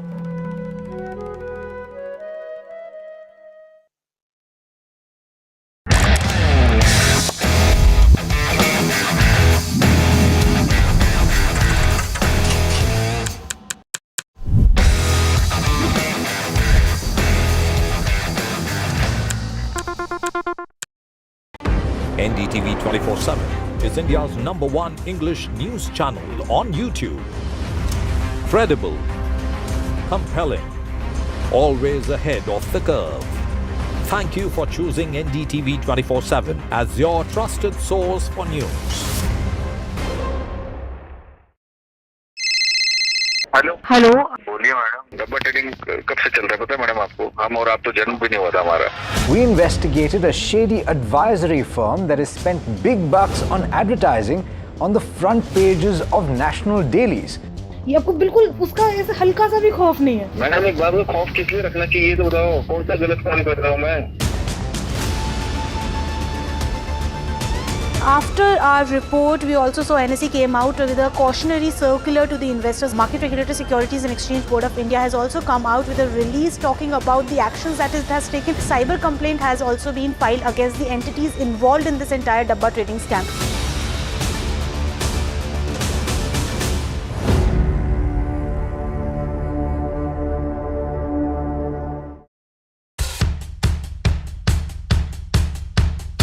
The markets move fast.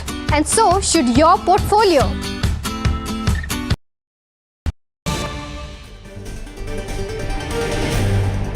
Getting a big breaking news straight from national capital New Delhi, where the Supreme Court has cancelled actor Darshan's bail, and this comes as a huge blow to the South. Actor, for our viewers are joining in, the Supreme Court has cancelled Southern actor Darshan's bail plea. That's correct. That's the latest we are picking up, breaking from the national capital, that the Supreme Court of India has cancelled actor Darshan's plea. And this case was being heard today after a lot of protest, in fact, coming in after that bail was in fact granted to Darshan and Pavitra Gowda and others in connection with the Renukaswamy murder case in Chitradurga. Just to remind our viewers, a division bench of Justices J.B. Pardiwala and Mahadevan have been, have in fact passed this order which has cancelled actor Darshan's bail. This is in connection with the Renukaswamy murder case in Chitradurga. Latest breaking news coming in from New Delhi. The Supreme Court has in fact cancelled actor Darshan's bail that was granted earlier. This is the latest we are picking up from New Delhi. This comes as a massive blow to actor Darshan. And mind you, this step is being taken after a lot of furor that actually broke out after actor Darshan went abroad subsequently after he was granted bail in this murder case. Now, earlier, during the hearing earlier, Justice Pardiwala had also told the actor's advocate that do you not think that the High Court has dictated an order of acquittal, acquitting all 7, and there were ways of assigning ways and reasons. That's what the Supreme Court held. Meanwhile, we're joined by Shiv Arur for more on this. Shiv, a massive decision coming in from the Supreme Court. Actor Darshan's bail has been cancelled. What's the latest you're picking up, and what more can you tell us about this breaking development? This is a massive setback to Kannada actor Darshan. who has been using his VIP privilege to get bail from the Karnataka High Court, which was a ridiculous order in the beginning. It had sent shockwaves right across Karnataka because he was in jail.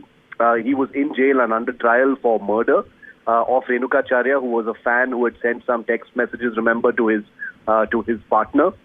In this particular case, and in the pictures you can see on your screen, Darshan had emphasized that he has complete access to people of privilege and power, and therefore he was completely chilling out also while he was inside jail. The Supreme Court has now set aside the High Court order, which had granted him bail, conditional bail, which had literally allowed him to even travel abroad. He had gone to Thailand and other countries apparently for his shoots. Even while on bail, as a murder under trial, he was on bail and he was shooting his films abroad, holding events, etc., even though he was ducking the media.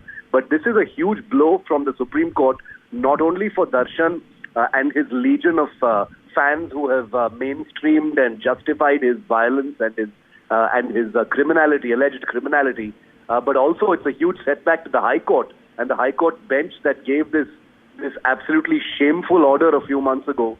That also stands completely in question. Now, this is, of course, how the judiciary works. You've got the trial courts, you've got the high courts, then you've got the Supreme Court. This is how the appeal system works. But the Supreme Court, using extraordinary jurisdiction to set aside the High Court granting of bail to Darshan a few days after making very adverse comments about the High Court bail, is a very, very big setback for Darshan as well as the High Court. Right. My colleague Nupur also joins me for more on this. Nupur, as Shiv was saying, this judgment conveys a very strong message, in fact, that whoever you might be, you're not over and above the law. What more can you tell us? Well, yes, in fact, this judgment is penned by Justice R. Mahadevan, and sitting beside him was Justice J.B. Pardiwala, who praised him and called this a landmark judgment. And Justice J.B. Pardiwala further warned the Karnataka police that if they found that actor Darshan or any other accused was being given any 5-star treatment in the jail, the top court will take strictest of note of this and will make sure action is taken. The Supreme Court has today not only cancelled the bail granted to the accused in the Renukaswamy murder case, but has also said that bail, it cannot be so that if they go back to jail, they are given any 5-star treatment. So this is in fact a very big development from the Supreme Court. Right, my colleague Deepak Bopanna is also joining me. Deepak, what will be the fallout of this verdict coming in, this pivotal verdict coming in from the Supreme Court, and will this also act as a precedent in the future? Well, this is a massive blow to the actor. He was out on interim bail initially on medical grounds and then, of course, got regular bail. Now the Supreme Court has decided to cancel it, and not just cancel it in any regular manner. A few days ago, some very strong observations that were made. The Supreme Court was of the opinion that the way the bail was granted was as if, they're acquitting him of the crime, and even had questioned whether similar, treatment would be given to anybody else. The Supreme Court here has also said that if there is any sort of 5-star treatment that is given, then the Supreme Court itself will take serious cognizance of the same. So a very, very strong verdict, a strong message to whoever they may be, high or mighty, powerful, famous, popular, you are not going to get away. And here for the family of Renukaswamy, they will of course be elated, because they have been saying that, it is a big struggle to fight against those who are high and mighty. There were contentions that were made by the state government, even in the High Court, that he is a person who could influence the case, influence the witnesses. Him being out on bail does not serve any purpose. He is accused number 2.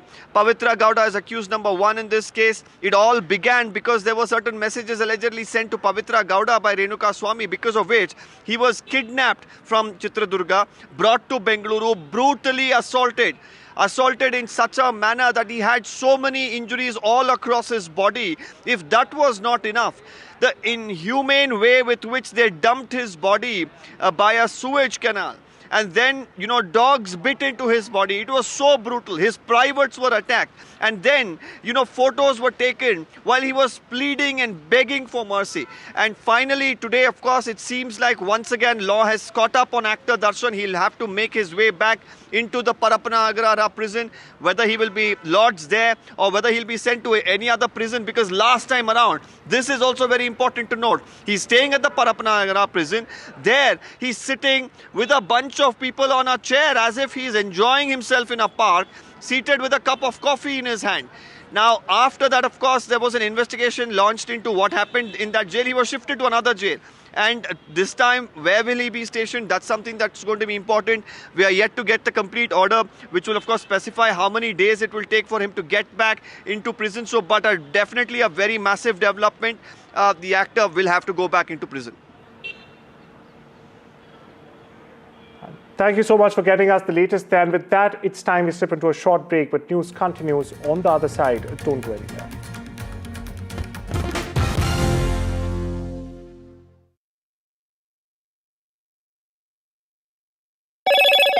Hello, Moto.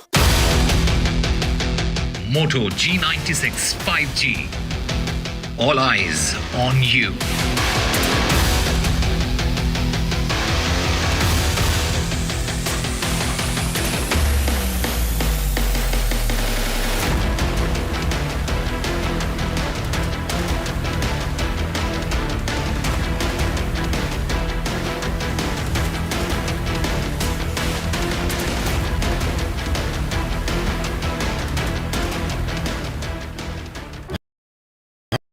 You know, first, when Sayyara released and we as audience realized, oh my God, what is happening? You know, when did you realize it? Like, it's like, I didn't expect this, what is happening? Like that wave that hits you. You know, the first thing that really hit me, I'm telling you, was a month back actually, to be honest, is when Adisa saw the film.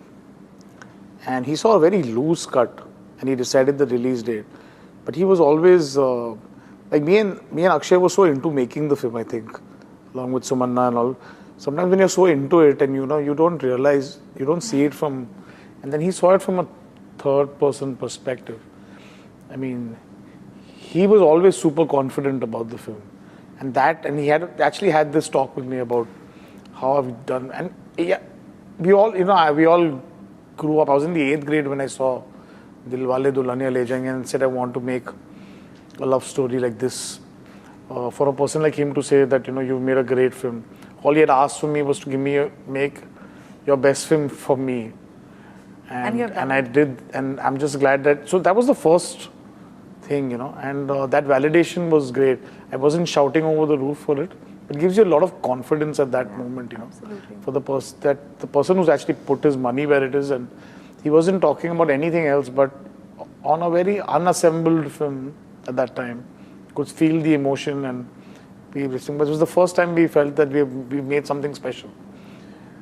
But yes, once the numbers came in, I think then it was Akshay. The advance. Yeah, and the advances came in, and then people were sending me messages, and all they said, no, don't listen to anyone. So I at one point just put my phone off and said, this is getting too out of hand. And then in the night we got the number.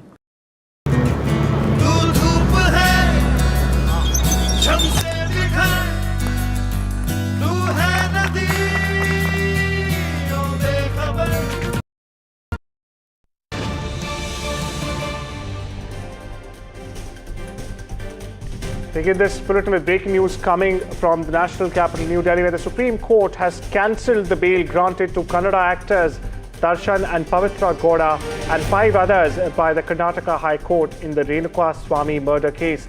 A bench of Justice J.B. Pardiwala and R. Mahadevan pronounced the order on an appeal filed by the Karnataka government, in fact, against the High Court order. The order is set aside and the bail granted to the accused is also set aside, the court ordered. Now, it has denounced the previous order. The court has, in fact, also warned against providing special treatment to the accused in jail. Accusations and, in fact, videos of the same, which we had, in fact, surfaced earlier from Karnataka's Parapanna Agrahara prison, where we saw actor Darshan sitting outside having a lavish time. And, in fact, when the Karnataka High Court granted him bail, what did this actor do? Where he went on a foreign trip. My colleague Deepak Bopanna joins us for more on this.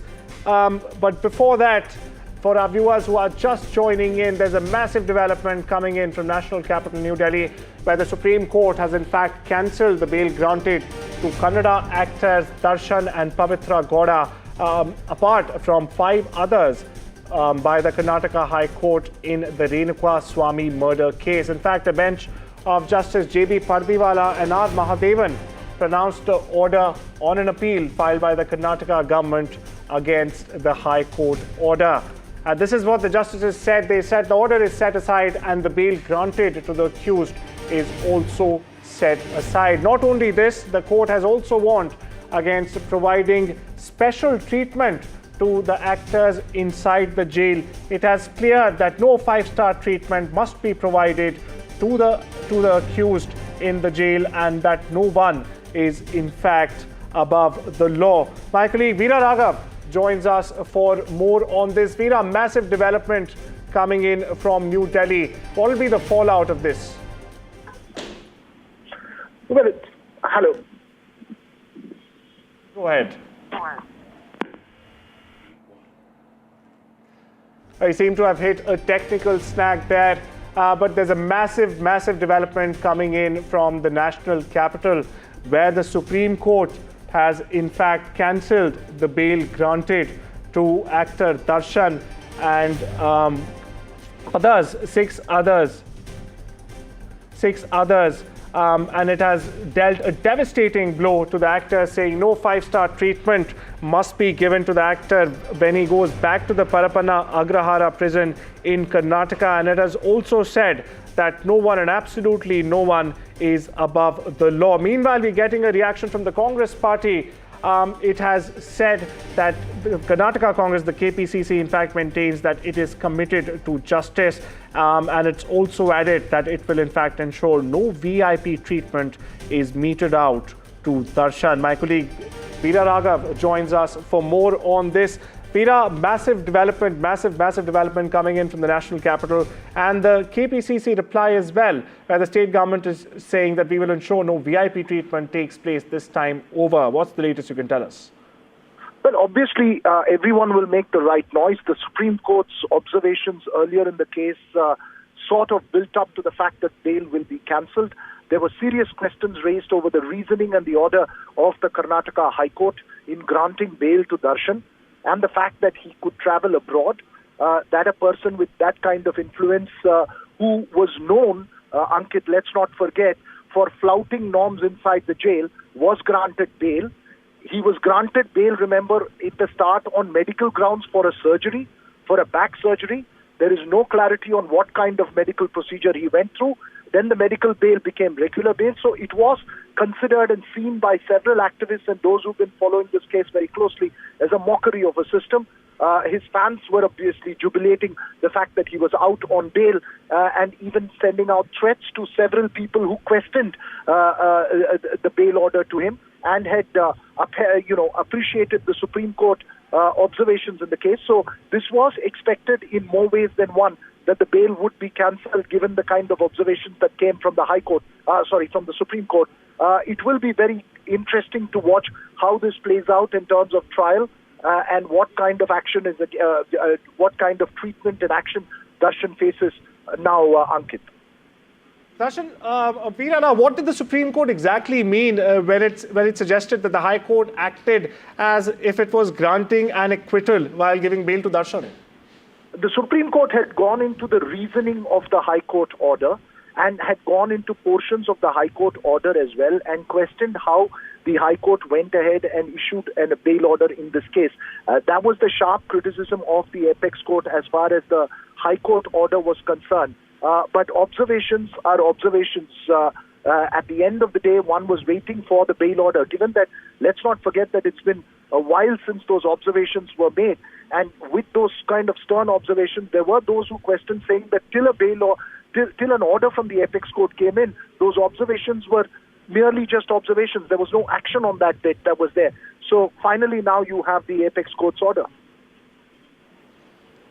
I'm also joined by my colleague Deepak Bopanna reporting on this. Deepak, why did the Supreme Court label the Karnataka High Court's bail decision for the actor as a perverse exercise of discretion? And will there also be any authoritative changes made to the Parapanna Agrahara administration, as we've seen, numerous allegations, not only in the Darshan case, but in other high-profile cases across Karnataka as well, coming in from the prison? Well, the last time he was in Parapanna Agrahara, we saw, a huge controversy break out as he was seated there next to certain people who were housed in the prison, getting that VIP treatment. Again, the VIP treatment at Parapanna Agrahara was out there for everyone to see. We've seen that in the past with the case of Sasikala, who was lodged there, and, other people as well, and even the use of mobile phones, people making reels from inside prison, access to drugs and other narcotic substances inside the prison. An investigation was launched. He was, of course, moved out. But right now, the Supreme Court has taken cognizance of that as well. If any 5-star treatment is given to actor Darshan when he is going back to prison, this is something that they'll take note of very seriously. I just had a word with a Congress legislator who says they will ensure this time there is no VIP treatment that is given. And more importantly, what a big setback to the actor. And while, of course, his fans are also facing the heat because they have been trolling, abusing, issuing death threats and sending obscene messages to other actors who are, speaking for the family of Renukaswamy. Here you have a case where, the police are, getting hold of actors' fans as well. Now the actor goes back to prison. Now, is this the kind of actor that people should, go gaga over is also another question, because here the Supreme Court is very clear in its verdict that here is a case where the High Court, of course, was not right in granting bail. They are saying that any 5-star treatment that is given to the actor, the Supreme Court itself will take serious note of.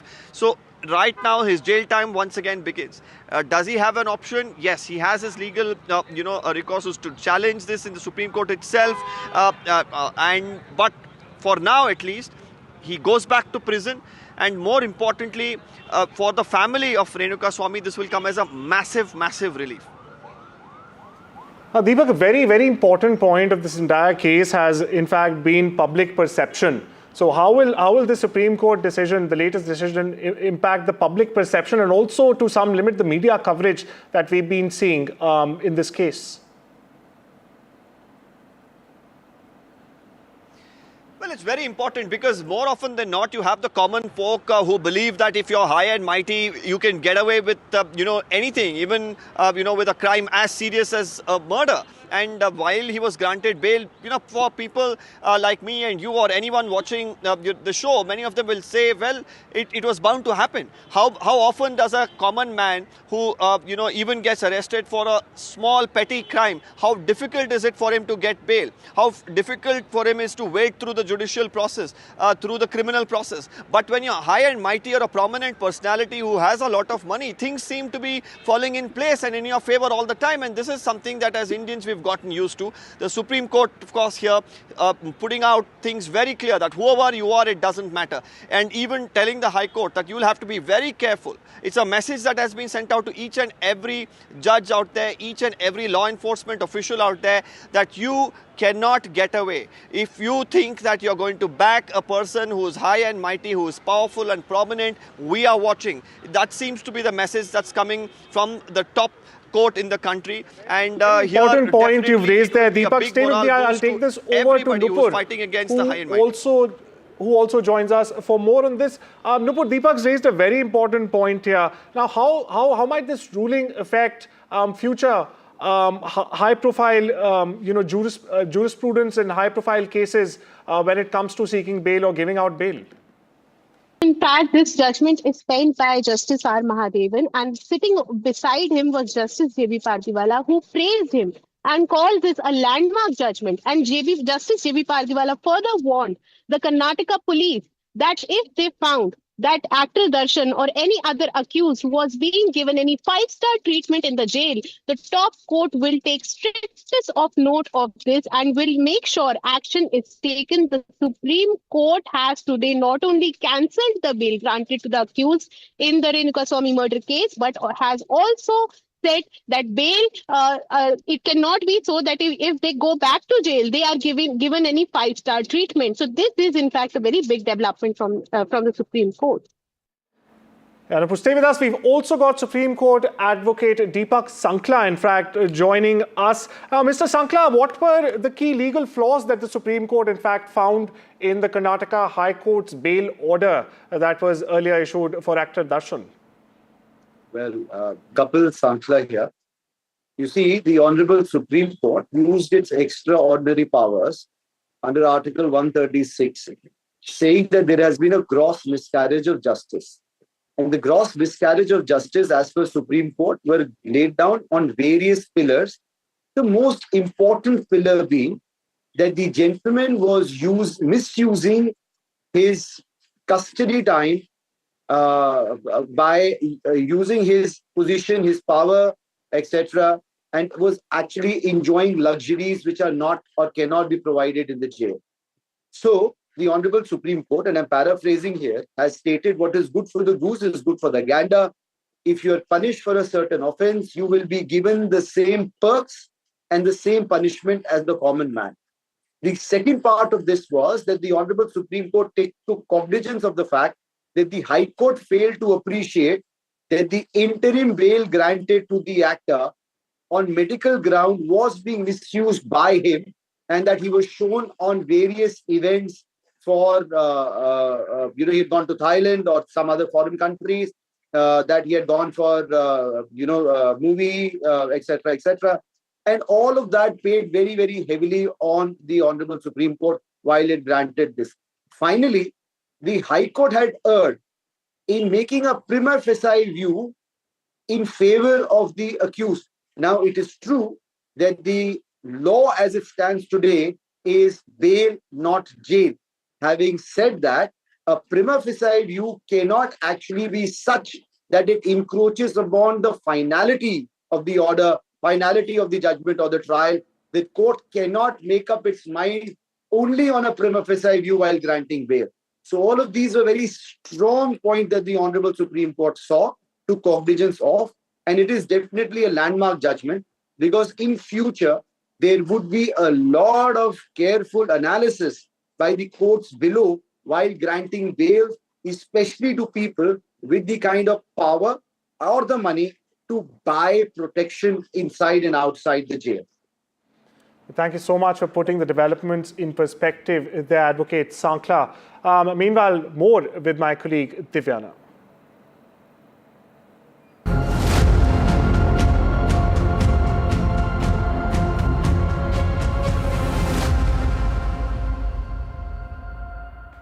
Thank you so much, Arjun. Now, this is in regard to the Supreme Court taking up the street dog case yet again. Do remember on Monday that judgment that came about by the Supreme Court to remove the street dogs from the National Capital Region and put them away in shelter homes. So many questions are being raised by those concerned about the dog population here in the National Capital Region. And of course, people here are divided on that judgment. It was the Chief Justice of India that has brought up this case. So this was after assuring that relook at the two-judge bench over moving our stray dogs out of the national capital, the heart of the city, and removing them to shelter homes. The matter has now been referred to a larger bench, which is all set to hear the case today. This is on the directions of the Chief Justice of India, B.R. Gavai, that three-judge bench that is going to be headed by Justice Vikram Nath is taking up the case. The relocation has been an order that came about on Monday. The issue was raised before the Chief Justice of India, and this is, many people have written to the Chief Justice of India, including actor John Abraham, and now a relook of that decision. Nupur, my colleague, joining us in order to get us more on this. Nupur, of course, there has been a lot of protests in this regard. Protests were held here in the national capital. People were detained as well. Many animal rights activists, many animal lovers, and the common man, literally fighting for the voiceless. So is the opposition here. We're talking about Rahul Gandhi, Priyanka Gandhi, all coming out in defense of the voiceless and saying, animals such as dogs need compassion, they need care, and they are really, also Delhi-ites. They are Delhi-ites, as John Abraham, the actor, has put it. What can we expect in court today? Well, the court has in fact reserved hearing the case today. It has reserved orders for interim orders. That the main issue that was raised was the direction that has been issued by Supreme Court bench of Justice J.B. Pardiwala, directing that all dogs should be rehabilitated into the shelter homes and should be rounded up from across the city. Now, the main ask is for a stay on that order. Also, it is important to know that the bench headed by three-judge bench headed by Justice Vikram Nath today criticized the NCD and local authorities for their inaction over the years for not implementing the ABC rules, and said that they were responsible for such a huge problem that is facing the city today. The population has increased. It has grilled the Delhi authorities for its inaction and has said that it will hold them responsible for what is in front of them today. Secondly, they have also said, they have also asked that how come the authorities are rounding up dogs, the Delhi authorities are rounding up dogs when the order was just released yesterday night. So these were also important questions that were raised by the Supreme Court today, that how are Delhi authorities picking up stray dogs from across the city when the order was not even released. So these were some important questions. The order remains reserved for now. It will be important to see that when and how the Supreme Court's order comes out and what the top court says after that.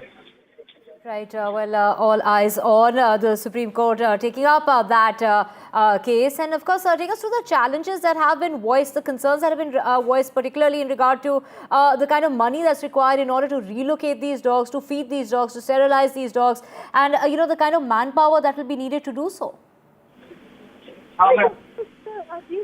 These were the questions and the issues pointed out in front of the top court today, that this order they said was not only impractical but also unscientific. Senior advocate Kapil Sibal, along with a battery of senior advocates like Gopal Sankara and senior advocate Abhishek Manu Singhi, represented from the side of dog lovers and people who were against, in fact, the Supreme Court order of directing relocation of all dogs. They said that it is not practically possible. We don't have shelter homes in the first place to be shifting these dogs.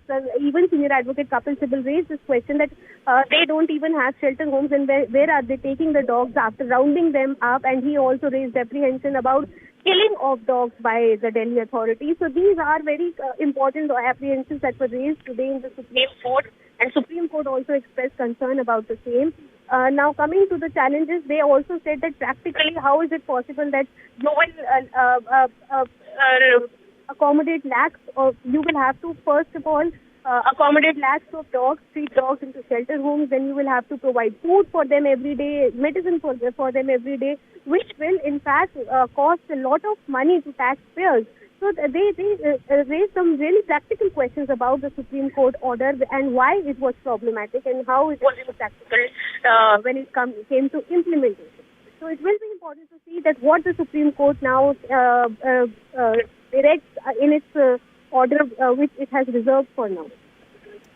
Of course, so those are the challenges, and of course, calling this move completely impractical, not really, thought very clearly and not thought through. But of course, they are, citizens of the National Capital Region, and not just here, but across the country, that are also, for this decision that was earlier on taken by the Supreme Court.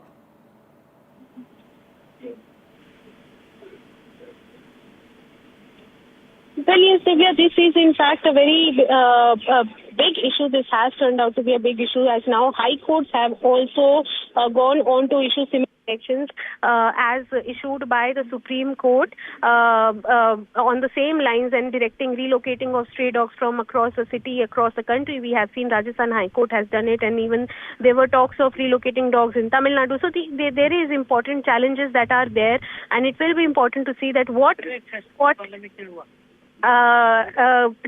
unfolds when the Supreme Court finally passes this order that it has reserved today, because it will have a ripple effect on the country. This will have a ripple effect, and how practical is this decision in terms of the logistics? And the shelter homes are not even there in place to begin with. You need to come up with these shelter homes. We're talking about 3 lakh street dogs in the NCR region, for which at least 3,000 shelter homes are required. That is what Maneka Gandhi has gone on to say.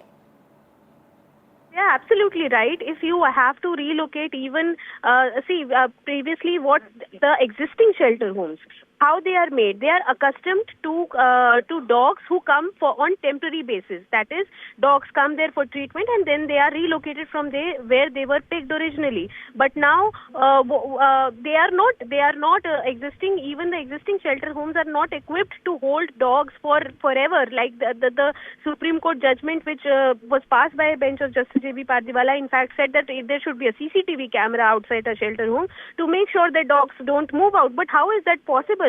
There is no strength in those shelter homes, existing ones, and to come up with more shelter homes across the city, not just in one place. Also, it was also pointed out that having so many dogs together can also be a health hazard. It can lead to a health hazard for humans as well, that when so many dogs will be present in one corner of the city, and it can in fact lead to spread of certain diseases.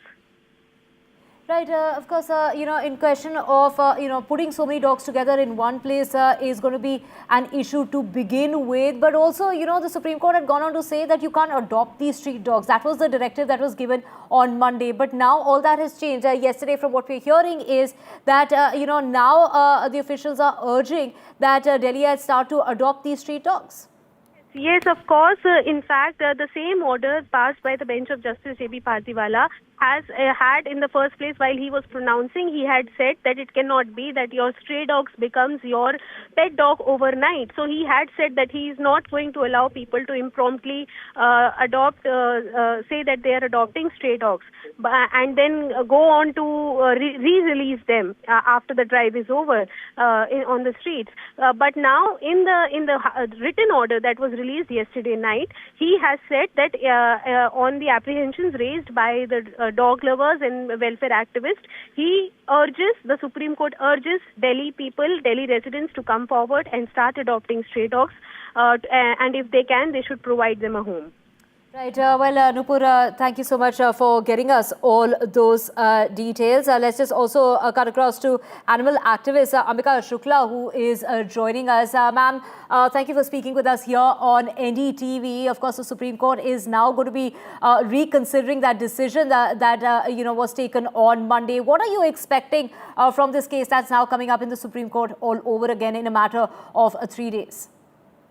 I think it is a very excellent reflection on our apex judiciary, that they should understand themselves when a mistake has been made. And the original order was a mistake. It was an unconsidered, unreasoned, imbalanced order that doesn't solve any problem. If you look at the statistics, you look at the scientific research, and you look at the past experience, everybody knows that pounds don't work.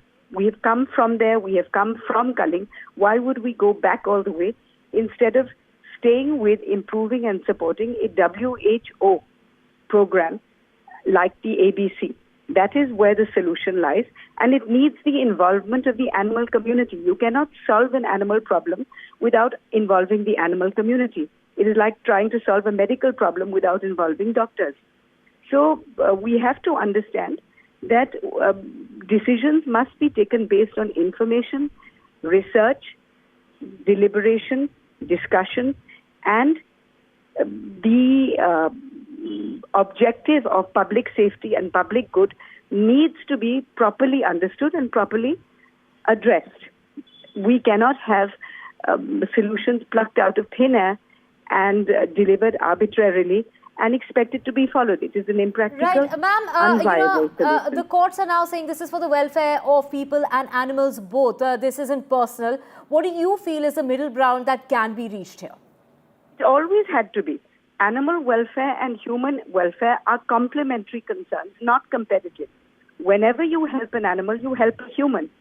So, this is an artificially created debate where either animals or humans. It is not like that. It is together.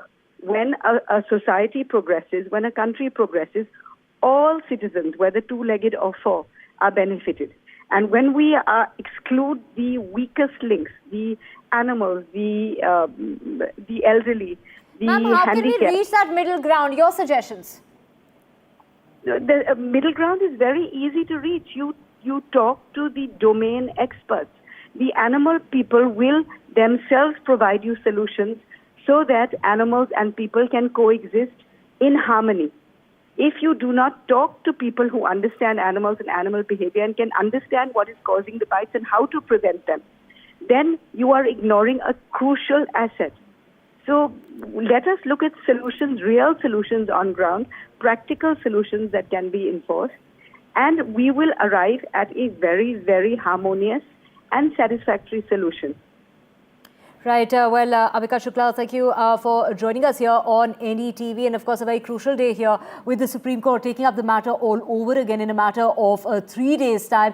And to know more on this, we have Tushar Gupta, political analyst, also joining us. Thank you for speaking with us here on NDTV. If you could break it down for us in terms of, something that came up in court, a very, harsh decision, as some would put it, was taken in regard to the dog population in the NCR region. Many other states, whether it's Tamil Nadu and others, also wanting to follow suit. But here we have the Supreme Court, with the Chief Justice of India stepping in, weighing in on that decision of the, Supreme Court, and now making that Supreme Court reconsider its decision that was taken within 3 days. What are the options in regard to, we were just discussing with Ambika Shukla of the middle ground that can be perhaps reached in this regard? I'll tell you what happens as a resident of Delhi, as living in one of the localities in Northwest Delhi. Often there are stray dogs. Often people complain about them. The MCD officials land up in the locality to sort of address the issue. And then there are some people, a vocal minority, that sort of triumphs the silent majority, as it was pointed out in the court. Unless the state intervenes, you cannot expect people on the ground to solve this issue in harmony. It just cannot happen. I witness it every single day living in Delhi. Number two, look, you have the Supreme Court on one side, the government of India, even the lawyer representing the MCD clearly stated that whatever all orders come from the court, we are ready to follow it. And on the other side, you have a lobby that is representing the stray dogs, represented by the top lawyers of this country. I think the Supreme Court needs to sort of double down on its decision. The stray dog menace needs to be addressed. It's very nice to say that we need to understand the dogs, we need to sort of address the issues they might have. But at the end of the day, no one is really being held accountable or responsible for the 37 lakh dog bites that occur every year. No one is responsible. Fine, you can sterilize them as much as you want. You can address the rabies issue. That part is taken care of. But I'll suggest you think about the delivery partners. Every night, around midnight, they get chased by stray dogs when they have to just deliver a simple food or a grocery order. Is that fair to them? We, from our cars, from our apartments... in fact, he died because he went out for a walk at night. He couldn't sleep. He was finding it difficult to sleep. At 12 o'clock, he decided to walk outside his house. He was attacked, and that led to his death. So there have been multiple such incidents that have come to light. But at the same time, as animal lovers and animal activists are saying, that this is something which is impractical as a decision, because this requires a lot of money, a lot of time, and a lot of infrastructure, which is missing at the moment. And this cannot be arrived at in that, deadline of that 8 weeks window that's been given. Look, that is where I give them the benefit of doubt. That is where one can agree with them, that you say that you can just shelter 1 million dogs in less than 8 weeks. That can't really happen. So as a sincere effort, can the MCD start at high population density areas first? Can we look at the hospitals in Delhi and sort of try to understand where are the maximum number of dog bite cases being reported? Can we sort of map Delhi in a way that it's easy for the MCD to start at least somewhere? If we say that, we cannot shelter 1 million dogs ever, we won't be able to shelter them ever. We won't be able to fix the problem ever. So let's start somewhere, perhaps small, but the Supreme Court and the MCD can be a little realistic in how they want to solve this problem. That is where I agree with the animal activists, but it doesn't mean we stop it altogether. Let's start with certain areas. Let's map it out as per the cases reported, as per the population density, even the stray dog population density. There will be some commercial areas, there will be some residential areas. Can the residential areas be prioritized first? These things can be worked out. It's not impossible. But yes, the practicality of the solution is up for contention. Right, thank you so much, Tushar Gupta, for speaking with us here on NDTV. My colleague Ishika Verma also joining us. Ishika, a clear divide from Ambika, they're speaking on, on behalf of that animal population there, the dog population in the NCR region. Then we have, someone opposing that, talking about the issues at hand. Ishika, take us through, this is a very important, a very crucial day, because that judgment that came about is, coming up in court all over again. Take us through what time is this coming in court and the divide that you're seeing. You've been speaking to people, from various walks of life, pro and against this order. Take us through the details.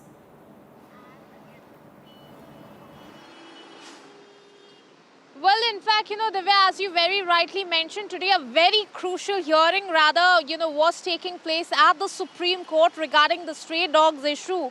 And currently, if we talk about, the Supreme Court has reserved the order on the stray dogs, but during the entire hearing, it has come down heavily on the Delhi civic bodies, which in fact includes the MCD, under which in fact, all of these stray dogs redressal comes under them. So here, in fact, what was argued in the court by the advocate Kapil Sibal was that why has, the civic bodies like the municipal corporation, they have not been complying with the ABC rules, and he has questioned that what all steps, in fact, have been taken by the MCD for the redressal of these issue.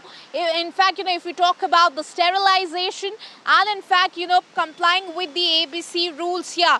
Now, another argument that we heard from, the Solicitor General, Tushar Mehta, though he cleared that it was his own personal view, he said that children are very scared to go out in the parks. And, this menace, if we talk about, is what he said, whenever there are dogs, be it the children, be it the elderly, at all public places, people are afraid to go out because the number of dog bite cases have increased. He has also gone on to say that sterilization, itself cannot cure rabies. So that is also a big point that was raised in the court. So currently, if we talk about, the Supreme Court has come down heavily on the civic bodies. Remember that the civic bodies had in fact made a subcommittee whose responsibility was to make shelter. Well, very valid points being raised, of course, by people, and that divide that seems to be, getting only larger. We will keep coming back to you for more on this story, and of course, NDTV continues to cover this very, very closely. This has been an NDTV Impact. Moving on now to breaking news, and this is in regard to actor Darshan, whose bail has been cancelled. There's a huge blow when it comes to the actor, and a landmark judgment that has come about, and the family, they're reacting to this, saying that faith has been restored as far as the judiciary is concerned. The victim's family hails that order that's come about. Do remember the Supreme Court had in fact slammed that High Court order in regard to the bail of the actor, the bail not just to Darshan but also his co-star Pavitra, and this is the family, they're saying that there's faith as far as the judiciary is concerned, and that no one is above the law is what the court had to say. Listen in to the family, how it's reacting. Renukaswamy's family.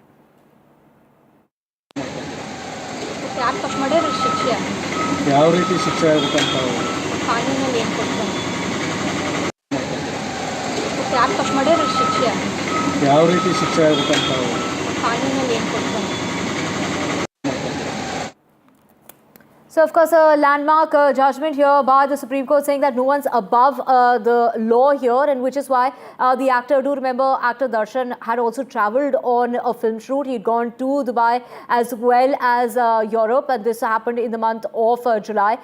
Repeatedly, the man on medical grounds was getting out of jail. This was, a judgment that came about last year in December when he was out on bail. But before that, prior to that, he had complained of a backache. He'd gone on to say that he was getting a surgery. In fact, he'd also gone on to say that he couldn't show up for his hearing. Why? Because his back was hurting. But on the same very day, he was seen promoting his film and he was out and about. Let's listen in to how the family is reacting. Darshan avara bail application Supreme Court nalli avaru raddagide avarna arrest ಮಾಡಬೇಕಂತ order ಆಗಿದೆ. ಇದು ನಮಗೆ ನ್ಯಾಯದ ಬಗ್ಗೆ ಇನ್ನೂ ಹೆಚ್ಚಿನ ಒಂದು ನಂಬಿಕೆ ಅದೆಲ್ಲ ಬಂದಿದೆ. ಹೈಕೋರ್ಟ್ನಾಗ ಅವ್ರಿಗೆ ಬೇಲ್ ಸಿಕ್ಕಾಗ ನಮಗೆ ಸ್ವಲ್ಪ ಆತಂಕ ಆಗಿತ್ತು. ಆದರೆ ಸರ್ಕಾರದವರು ದೊಡ್ಡ ಮನಸ್ಸು ಮಾಡಿ ಒಂದು ವಿಶೇಷ ತನಿಖೆ ಅಂತಂದು ಸುಪ್ರೀಂ ಕೋರ್ಟ್ಗೆ ಅಪೀಲ್ ಮಾಡಿದ್ದು ನಮಗೆ ಭಾಳ ಇದಾಗಿತ್ತು.